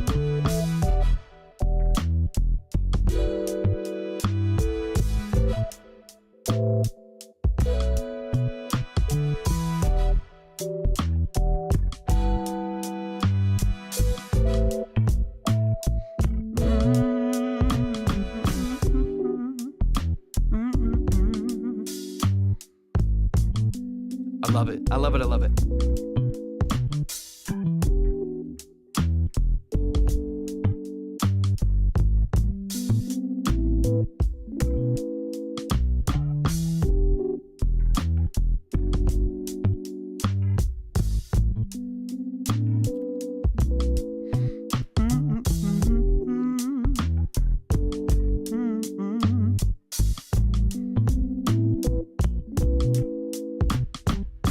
Let's go. Let's go. Let's go. Y'all show some up. I'm moving quick. I got to move quick. So let's run it from the top. We're not going to mess around. Aiton, we are concise and we are overcoming our ADHD today. We're overcoming it. We're going to fight through it. Let's get into it. Let's run it from the top, y'all. We got one more track after this. Currently speaking, that is just so y'all know, so y'all can be aware. I always tell y'all, make sure y'all are paying attention to the line. F2 and Z, I think, is going to be our last one for today, currently speaking. Just keep in mind that anyone left over will be saved to my list for tomorrow's stream or the next time that you're able to hop in. Sounds good, Aiton. I know sometimes it moves faster over here. Once you get to the breakdown, the audio is better over here. But sometimes it moves a little bit the latency moves a little bit faster over on TikTok. Okay, let's run it from the top. Let's dive in, man. Let's dive in. My gut reaction to me is not even necessarily structure, because I like the looseness of it. I really like the late hats. There's a late snare like on the 3 and 4 too. That's quite a bit later. I like the structure of that a lot. I think that's fantastic. For me, it might even just be more sound choice. It might be more sound selection than it is what's happening because I love the dissonance and the tension of the way that you're walking up with the roads and the looseness of your kind of arpeggio there and the way that that moves up. Bass is always heavy. It's always really interesting. It's a little bit, it's a a little bit heavy handed. I'm not even going to touch that because that's just this is loose and this is really really early. I got you, Kasani. Of course, man. Of course. I'll be here. Tomorrow will be a much longer stream as well. Keep that in mind. Today's like 2.5 hours. We're short and sweet. But yeah, so I think for me, it's largely sound selection. That's kind of what I'm looking for. So let's run it from the top. Let's get into it. And by the way, this is Aiton Music Production above.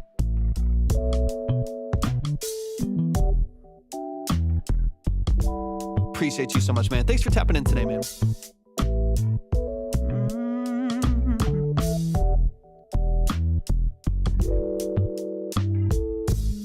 So here, like, let's see. Well, a little bit of what I'm sensing here.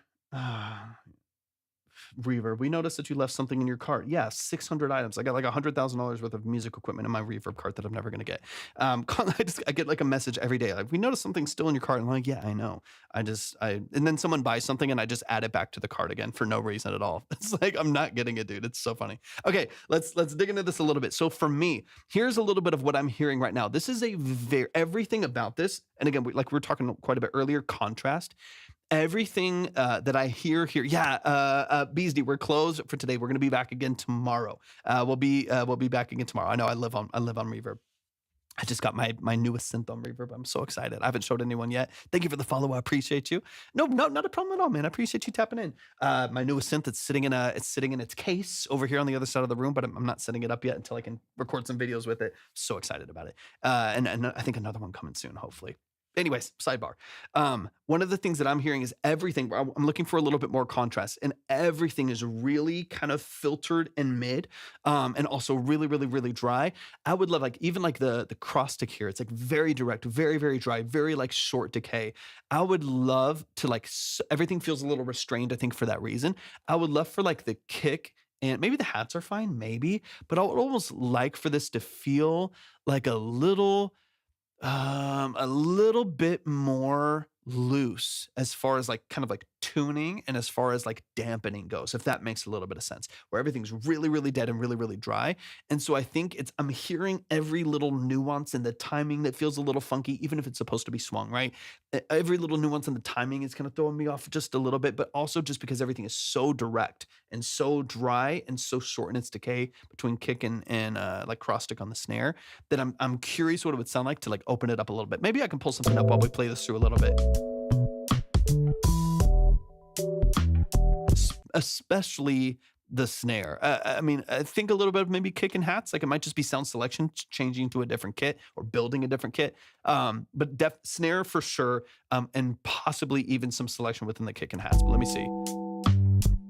What do we got here? Let's.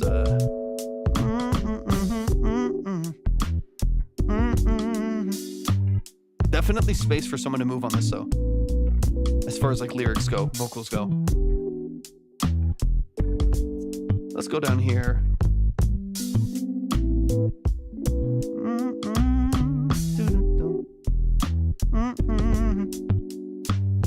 gonna pull up a plugin real quick.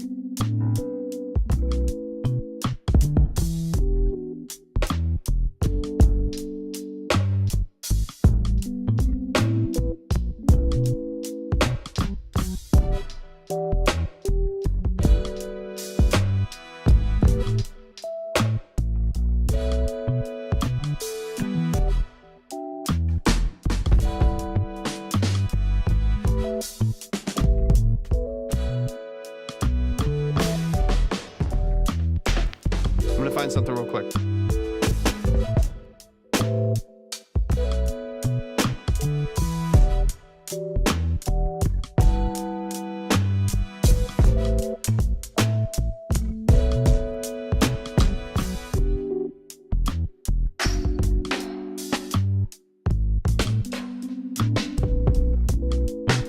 Find a cross.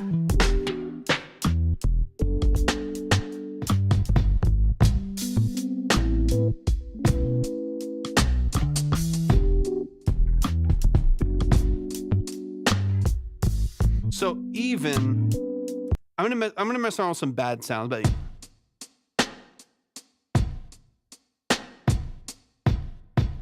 you hear how much less dampened this like kick is? And again, this is a little bit more digitized, right? This is a little bit more crunchy. It's a little bit softer. It's not nearly as like tight and dampened. And same with this. There's a little bit more like snare, digital snare activity right there, as opposed to like really, really tight, where it's like, it's there and then it's gone.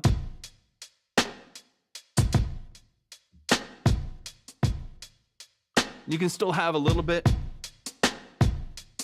of swing in there. Something kind of in that vein. I'm gonna mess around for, I want to find another cross stick. Give me a sec. We got to find another cross stick.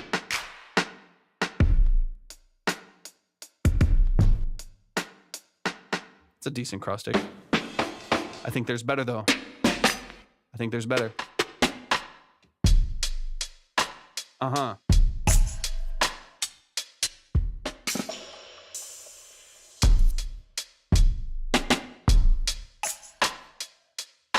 That's so much more open, right? So now let's run this from the top.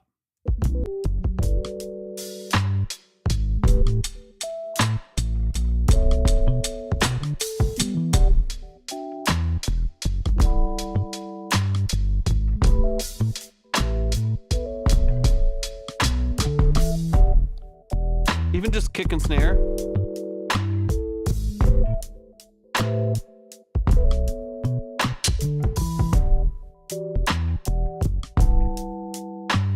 Not nearly as restricted. Again, do this differently. You can do that however you feel like structuring it, but I think the main thing that I'm hearing is it's much less dead, dry, and direct, and it opens up the signal quite a bit.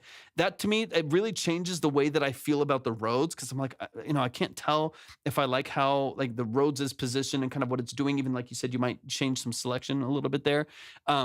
Now I feel like I like it more just because there's a little bit more texture to it, right? And same with some of the background bass stuff, where I think even just having a slightly more open drum that's not nearly as dampened and nearly as dry, having just a little bit of just a little bit more.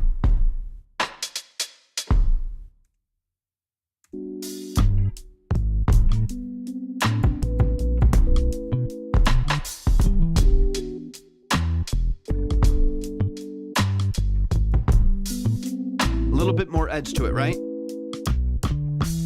I think that's the main thing that I'm hearing is like drum sound selection, specifically the snare. I think if you just restructure this very, very lightly. Yeah, we're close for today, y'all. Thank y'all for joining. I appreciate y'all being here, though.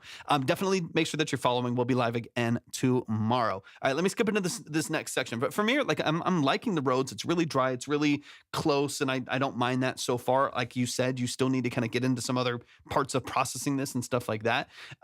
There's still some time you need to spend on this. I'm not even worried about it. Like you said, it's super early. For me, the biggest thing that will change the entire way that this feels is drum selection. I mean, as you know, as someone who's been producing for a while and makes a lot of beats and a lot of music, drum selection, the actual drum selection is like 90% of the balance or 90% of the battle. Mixing it is not nearly as hard as just choosing the right drum in the first place is. Okay, I gotta move fast. Let me get into this next section. I like the brass too.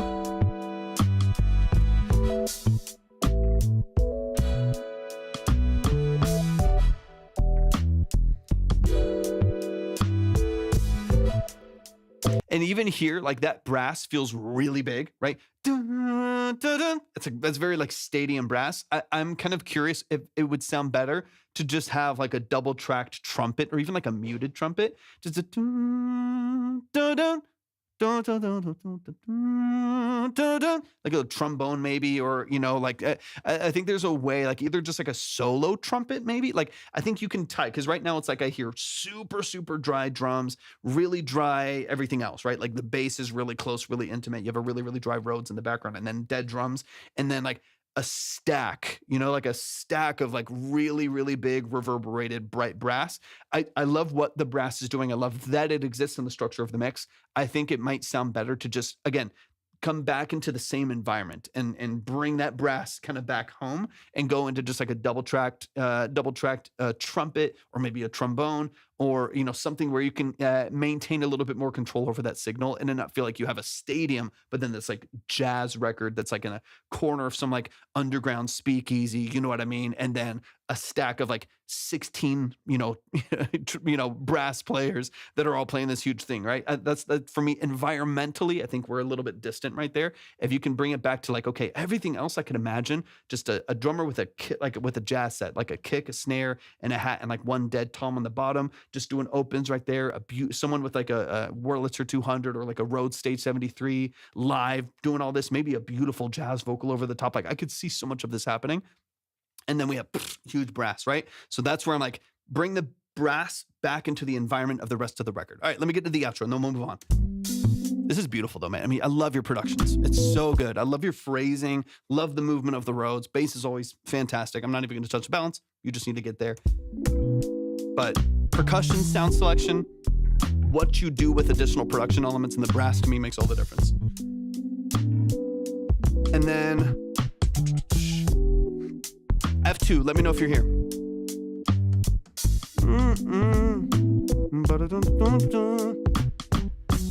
I'm so excited for you to get vocals on this. Y'all, show some love, man.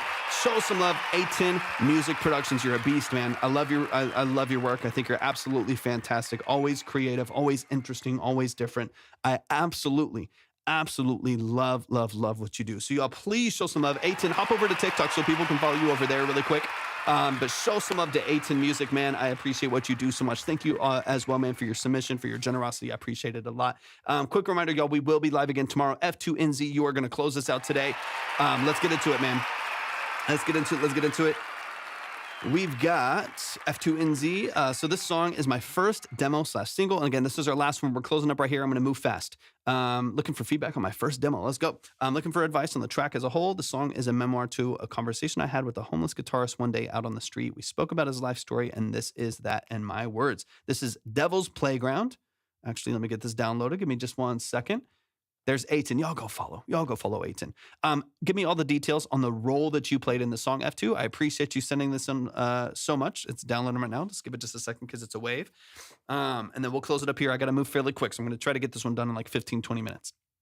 I'll try to move at a good pace here without ranting too much and going in the circle. But let's run it. Devil's Playground by F2NZ. Yeah, talk to me about production. Talk to me about mix and stuff like that. Give me some details as far as like your role in what I'm hearing. And in first person from his perspective. Okay, beautiful. So it is your vocal. Take me to a place I've never been. Show me ways I can feel. First demo and signal. Beautiful. Let's go, man. Thank you for sending this. Last one, y'all. Last one. If my actions are inexcusable, like those in the past, then So programming drums, you're playing guitar, obviously. it's a devil's playground at last. I told the devil I want to dance as I tread on this darkened path. But at least now I know it's a devil's playground at last. Thank you for the follow. I appreciate you. Take me to a place I've never been. Show me ways I can feel again. Leave it to me. Left in sin, let me feel, or let me pretend. No harm when the mind's at play, trapped in a Good guitar desolate phrasing. space, looking to find my way in this unholy place. And I know that when I have no tears left to cry, then I can take his hand and find myself some rest tonight. Take me, Yeah. I've never been. Show me, I can feel again. Leave it to me. beautiful. Let me pretend.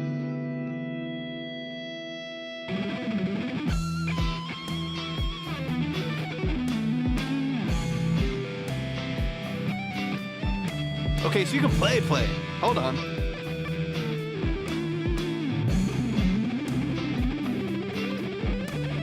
Take me to a place I've never been. I feel like that, not in a bad way, just is out of the blue.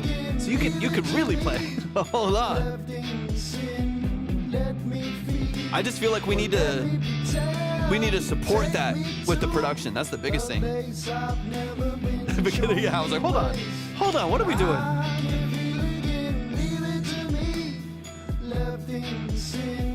Yeah, right. Ooh.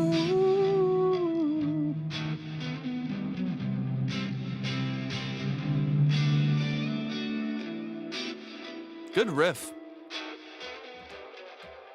Yeah, all of a sudden he just shredded. Yeah, let's go. Y'all show some up. We're moving quick. We're getting straight into it. That is F2NZ right here in the chat.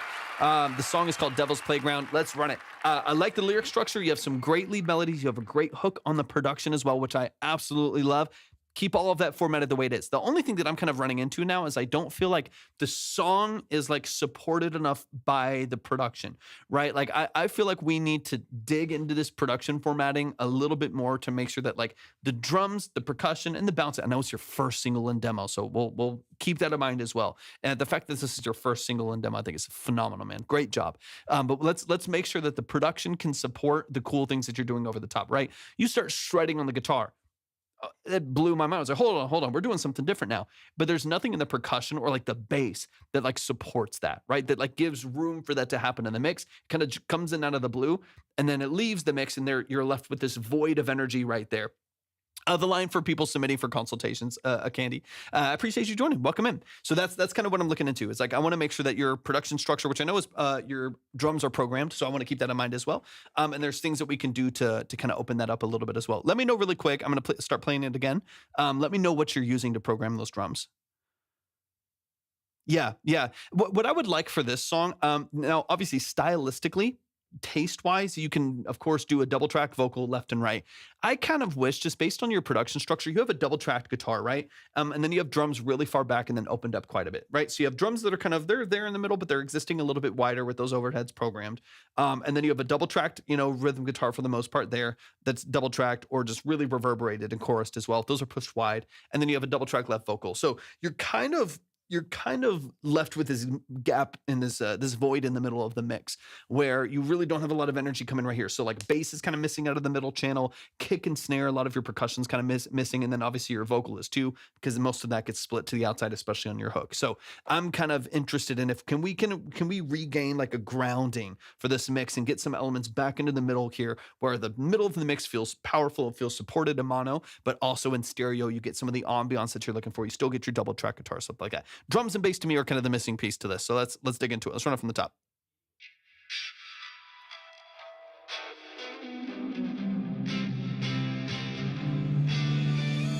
Take me to a place I've never been. Let's pull up some drums. I can feel it again, leave it to me. Left in sin, let me feel, or let me pretend. If my actions are inexcusable, like those in the past, then send me through this crucible. It's a devil's playground at last.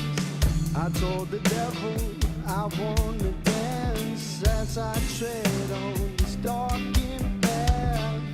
But at least now I know it's a devil's playground at last. Take me to a place I've never been. Show me where. Like it's a catchy da da da da da da da da da da da da. Like your hook structure is actually really, really fantastic. Like it's very, very catchy. We talked about structure and repetition earlier in the live stream. Like your hook structure is great. It's really, really well done. For me, again, I want to regain middle potentially and then accent vocals. Like I want to regain that center out of the vocal and then support it with a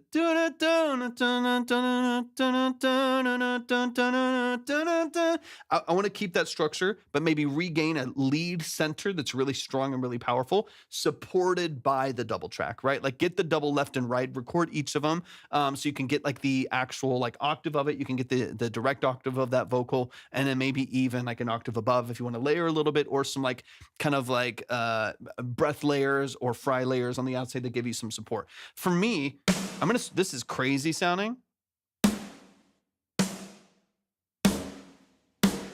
I'd like to know when you start. I joined from. Yeah, I got you. I'll be live again tomorrow afternoon. I don't know the exact time, but I will be live again tomorrow afternoon. So make sure that y'all are following if you're not already. And we'll be live for like 4 or 5 hours, hopefully. Let me get a different kit here.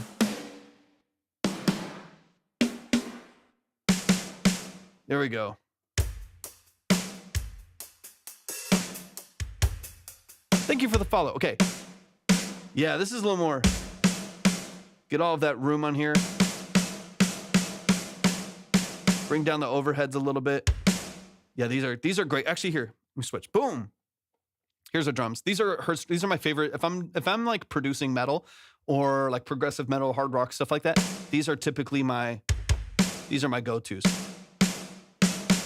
I love them so much. They're fantastic. I'll bring this up a little bit. I'll be honest, they're not cheap. These, I think the bass plugin is like $100 or something like that. And then each additional kit that I got was like another $50 or $75. Like all the different kits, they start to add up, which a lot of drum libraries do. But they're awesome. And there's thousands of articulations of these drums. So there's automations in here for literally let me pull this up over here really quick. Humanize right here. So I can turn on humanize, and what this will, it's like what you'll hear right here. There's small changes in movement. There's small changes in texture right here. It's because of this. So I can add in volume automation, a little bit of pitch, a little bit more pitch and velocity, right? So I'm hitting it. This is Pro Tools. I'm in Pro Tools. Doing track feedback? If so, yes, any genre, but we're closed. Sorry, I don't have the lineup right now, which does say closed. So keep in mind that we are closed right now. But yeah, we'll be live again tomorrow, Gizmo. We'll be live again tomorrow. So definitely tap in. I appreciate you being here so much. So right here, I have, yeah, Ableton's great. And then you can use this in Ableton, right? So what I love about this is if I bring up the volume automation and the pitch automation here, what it's actually going to do on the snare alone, this is per drum that you're using, it is going to change where in the drum that you're hitting. So anytime, I'm a drummer, I've been playing drums since I was 4 years old. When I'm playing drums, every time I hit the snare, I'm hitting a slightly different part at slightly different volumes, at slightly different articulations, right? So like sometimes I'm hitting it harder, a little bit softer. Sometimes I move a little bit off of center. Sometimes maybe I barely hit the rim. What this does is I'm going to play the exact same velocity so I'm going 127 points of velocity, and you're going to hear how it changes a little bit every time. It's changing depth, it's changing pitch very, very lightly. It just makes it feel way more real, especially when you're layering drums. So I love this plugin. This is Hertz Drums, not sponsored, but they should. I talk about them all the time. They're my favorite. It's so good.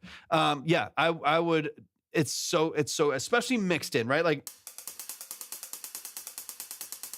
you hear those tiny little changes in pitch.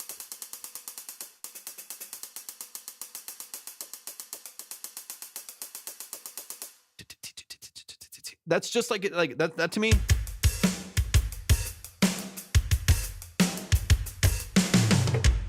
I love it, dude. I love it. Yep, I can. I don't know. This is positioned weird. Let me go to the guitar solo. No harm when the minds at play. I have used Addicted Drums before. I don't have it right now, but I have used it a couple times before. And they're good. I like the sound selection for metal and hard rock with Hertz. So So for me, like you have a good voice and there's good structure, kind of like the last track or some of the other tracks we were talking about. Sound selection is everything, right? Like the drums that you're using are a little bit more like 2010s pop, the way that they're kind of introduced into the mix. And then you have this like chorused double track guitar that has a much almost like disturbed, heavier edge, right? And then again, these shredding solos that again just aren't supported by the production. I want to make sure that everything that you do is supported by the production. I gotta move quick. Let me get into this.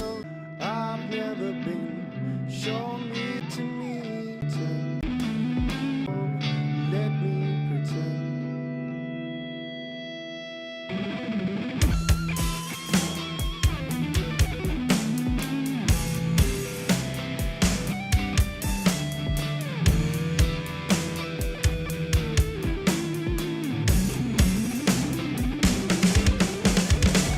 Take me to a place I've never. Let me feel. Let me hear. Where's my? Let me pretend. I gotta find.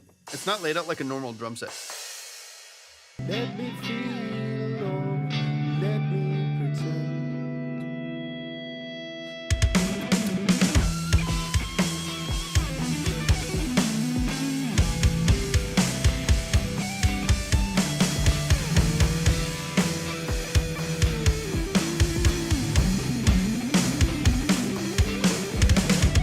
Take me to a place I've never been. Show me ways I can feel again. Leave it to me, left in sin. And again, there's a ton of different kits that you can get, right? But just to get kind of give you an idea of like the difference of that sound selection. This is, you could do the exact same programming or something interesting where you still have some of the original toms and stuff back in there. You can have a lot of that same sound design, but have it hit in a different way just by changing to a kit that feels a little bit more engaging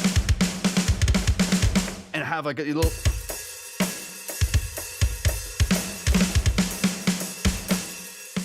And still get some of the like really low articulation. I do practice to get that fluent on the keyboard to sound like a real drummer. To be honest with you, I've literally been playing drums on keyboard. I have real drums here in the studio. I'm selling my kit to get a new one in here. I've been playing drums since I was 4 years old. I've been playing drums on keyboard since I was like 6. So like I used to sometimes like when I started like recording music really, really young, I used to record all of my drums on keyboards and got really good at them. I don't like this because on this particular layout for this plugin, all of the drums are spread out across. So like the crash is like 3 octaves up here and then a tom is waver on this random part. Typically most drums are like formatted within like an octave. Like most of your toms, crashes, chinas, rides and stuff like that. Kick and snare, cross stick, they're all kind of within like an octave of each other. In this particular drum set, it's not. But I've literally just been doing it for forever. So and I also I think it helps being a drummer because a lot of the problems that a lot of people run into is when they're programming drums, they've never drummed before, which is fine. I don't expect everyone to be a drummer, but they've never drummed before. And so they do things that never could exist as a drummer. And they're just kind of like, they're doing like, what's up, KT? Welcome in. They're doing things as a drummer that could never exist. You know, so they're like doing blast beats on the kick and the snare while the hi-hat is going, and the hi-hat is doing the same thing as what the ride is doing, right? So like the crash and the hi-hat are doing the same thing while they're doing blast beats with the snare, which is impossible. You need 3 hands to do that, right? As opposed to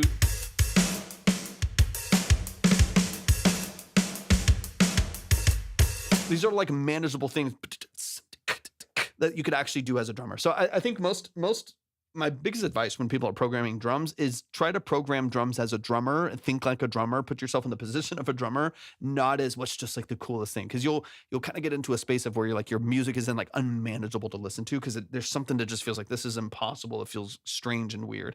And I think that's, you know, it's beneficial to think of programming drums as a drummer. You'll most likely simplify what you do if you do that. And it's most likely going to sound better because of it. Okay. Let's get back to the structure here. I also don't think really quick. I don't think my issue as much as in music theory. So this wasn't my issue as much as if I did 100%. Leith, I appreciate you. Matthew, thank you for the follow. Do you have a bass in here? Let me know. Tonight, take me. I've never been. Show me. I can feel again. Leave it to me. Left it sin. Let me feel, oh, let me pretend. Okay.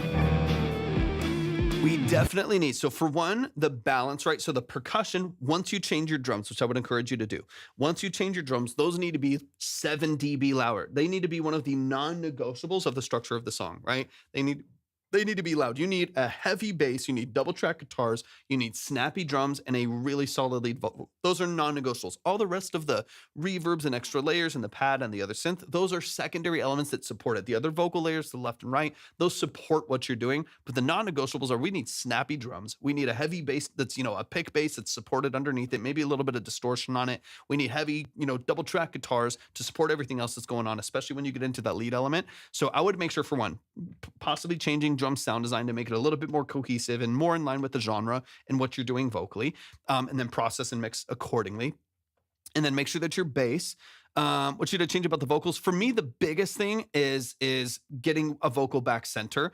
Again, I don't mind a double left and right, but I would use that as a support of the lead vocal. Right now it is the lead vocal. And so you have wide guitars, wide vocal, and quiet drums and quiet bass. So nothing is really sitting in this forefront. So as far as like vocal structure goes,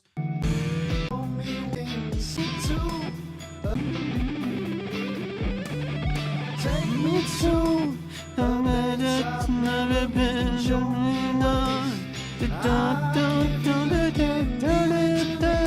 I just need a strong vocal right in the middle. And then do it to me is dun dun dun dun dun. What I would probably do is get a lead vocal back in the middle, supported by those doubles. I don't mind those doubles. You could probably leave them right there, but get a lead vocal right down the middle that's really strong.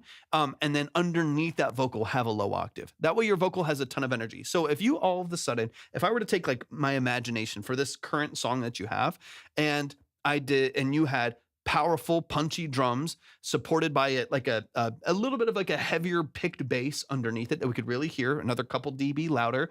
You have the double tracked guitars that you already have, which I really like the tone of. Those are maybe a little bit much on the reverb. That's a stylistic choice. To me, it's washing out some things that just need a little bit better clarity. But imagine you have punchy drums, you got a heavy bass that's sitting underneath it, double tracked vocals on the outside. You have, really energetic guitar structure here with a good bass supporting everything.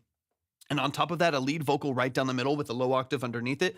All of a sudden, we have a really vibrant mix from the center all the way to the double tracks on the outside that make this feel incredibly open and vibrant and interesting to listen to. As we've kind of hollowed out a lot of the middle of the mix and a lot of the powerhouse elements of the song, being bass and drums and center vocal, have been kind of pulled out of the mix and pushed to the outside. So that to me is where I want to restructure a lot of the elements of the mix to make sure that the center of the mix is equally as impactful and powerful as the things that you're pushing to the stereo, or that are, kind of pushed a little bit wider in stereo.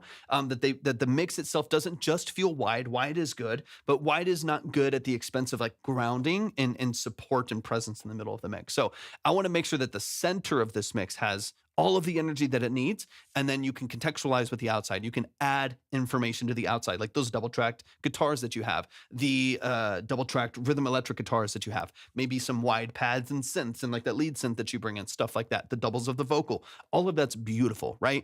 But make sure that the middle of that mix, bass, a lot of where the drums sit, and a lead vocal, if you have those three things in line and they feel powerful, they feel impactful, they feel like they're supported really well in the mix, I think that transforms the entire way that I perceive the rest of this structure.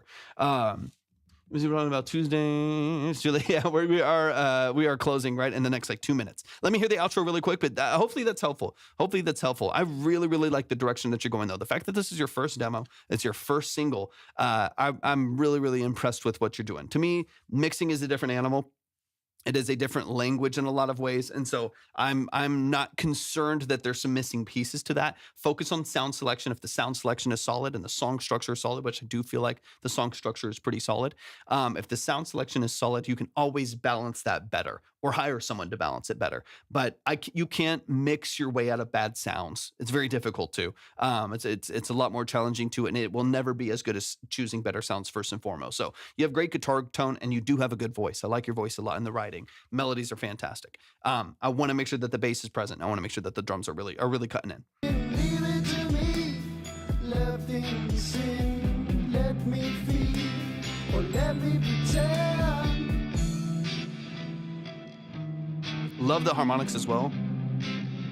Like even that, like I just want to hear this like a little bit more dry. It's super, you get this huge kind of like late input, kind of like delayed intro of all of these big reverbs that you have on there, all of that stuff that you have going on, kind of in the ambiance in the background right there. I want to hear that guitar a little bit drier, personally speaking. I would love to hear that a little bit more, still wide, still double tracked, but maybe a little bit drier. You can always like automate that reverb forward on a hook to make it a little bit bigger, but I think that reverb is filling in a gap that just needs to be filled out by some of the other elements that you introduce into the mix, like the vocal layers, like the drums being where they need to be. Right now, the reverb is kind of taking over the mix in order to fill it out a little bit more, and I don't think you'll need that if you fill out some of the other elements that we're talking about. Y'all show some love. I got to move out of here pretty quick. Y'all show some love. That is F2NZ. F2NZ. The song is called Devil's Playground. The fact this is your first song, man, is really, really, really impressive. First, I appreciate you, Falsu. Thank you so much. Or Falsu, thank you. Or F Alsu. No, whatever it is. Thank you. I appreciate you. For those of you who don't know, that was F2NZ's first track. That is their first single, their first demo.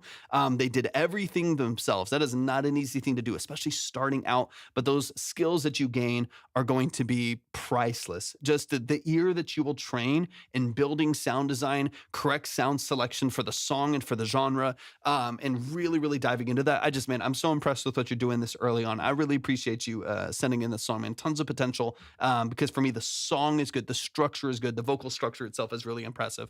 To me, it's just sound selection is an ear you got to train over time as well to be like, what sounds good or doesn't sound good? What will people want to hear versus not want to hear when it comes to selecting certain drums for certain songs, certain ways of balancing and mixing and stuff like that. But y'all show some love, man. Show some love, show some love. I appreciate you so much. F2NZ. I listen to absolutely everything. Falsu, absolutely everything. So it's any genre, work and listen and consult on all kinds of different genres all the time. That is going to close us up for the day, y'all. I got to get out of here pretty quick. So I love and appreciate y'all so much. Thank y'all for joining today. Thank y'all so much for all of your support, man. The follows, likes, shares, gifts, all of that. The submissions today, y'all have been absolutely amazing. Quick spiel before we hop off. Johnny Dark, thank you for the follow. For those of you who don't know, my name is Torvik. I'm a full-time audio engineer, producer, and session musician. That is what I do for a living. So if you ever need any of those services, whether it is live drums, acoustic, electric, or bass guitars, you need vocals. My main thing is keys and synthesizers. I've been playing since I was 6 years old, classically trained. So if you need analog and hardware synths, stuff like that, definitely reach out, shoot me a message. I would love to do some session work for you, talk about your project. Also, if you need full production packages or mixing and mastering, that's what I do. So shoot me a message and we'll talk about your project, timeline, budget, stuff like that, and see if it would be a good creative fit for you as well. Definitely check out F2NZ. Go follow them. Make sure you are a part of their journey. Every single one of these artists that get on the stage, show them some love and support. Y'all, I appreciate y'all. I love y'all so much. Hopefully we'll see some of y'all tomorrow as well. We will be back on stream again tomorrow. Thank you for the follow. So y'all have a good one. I appreciate y'all. Peace.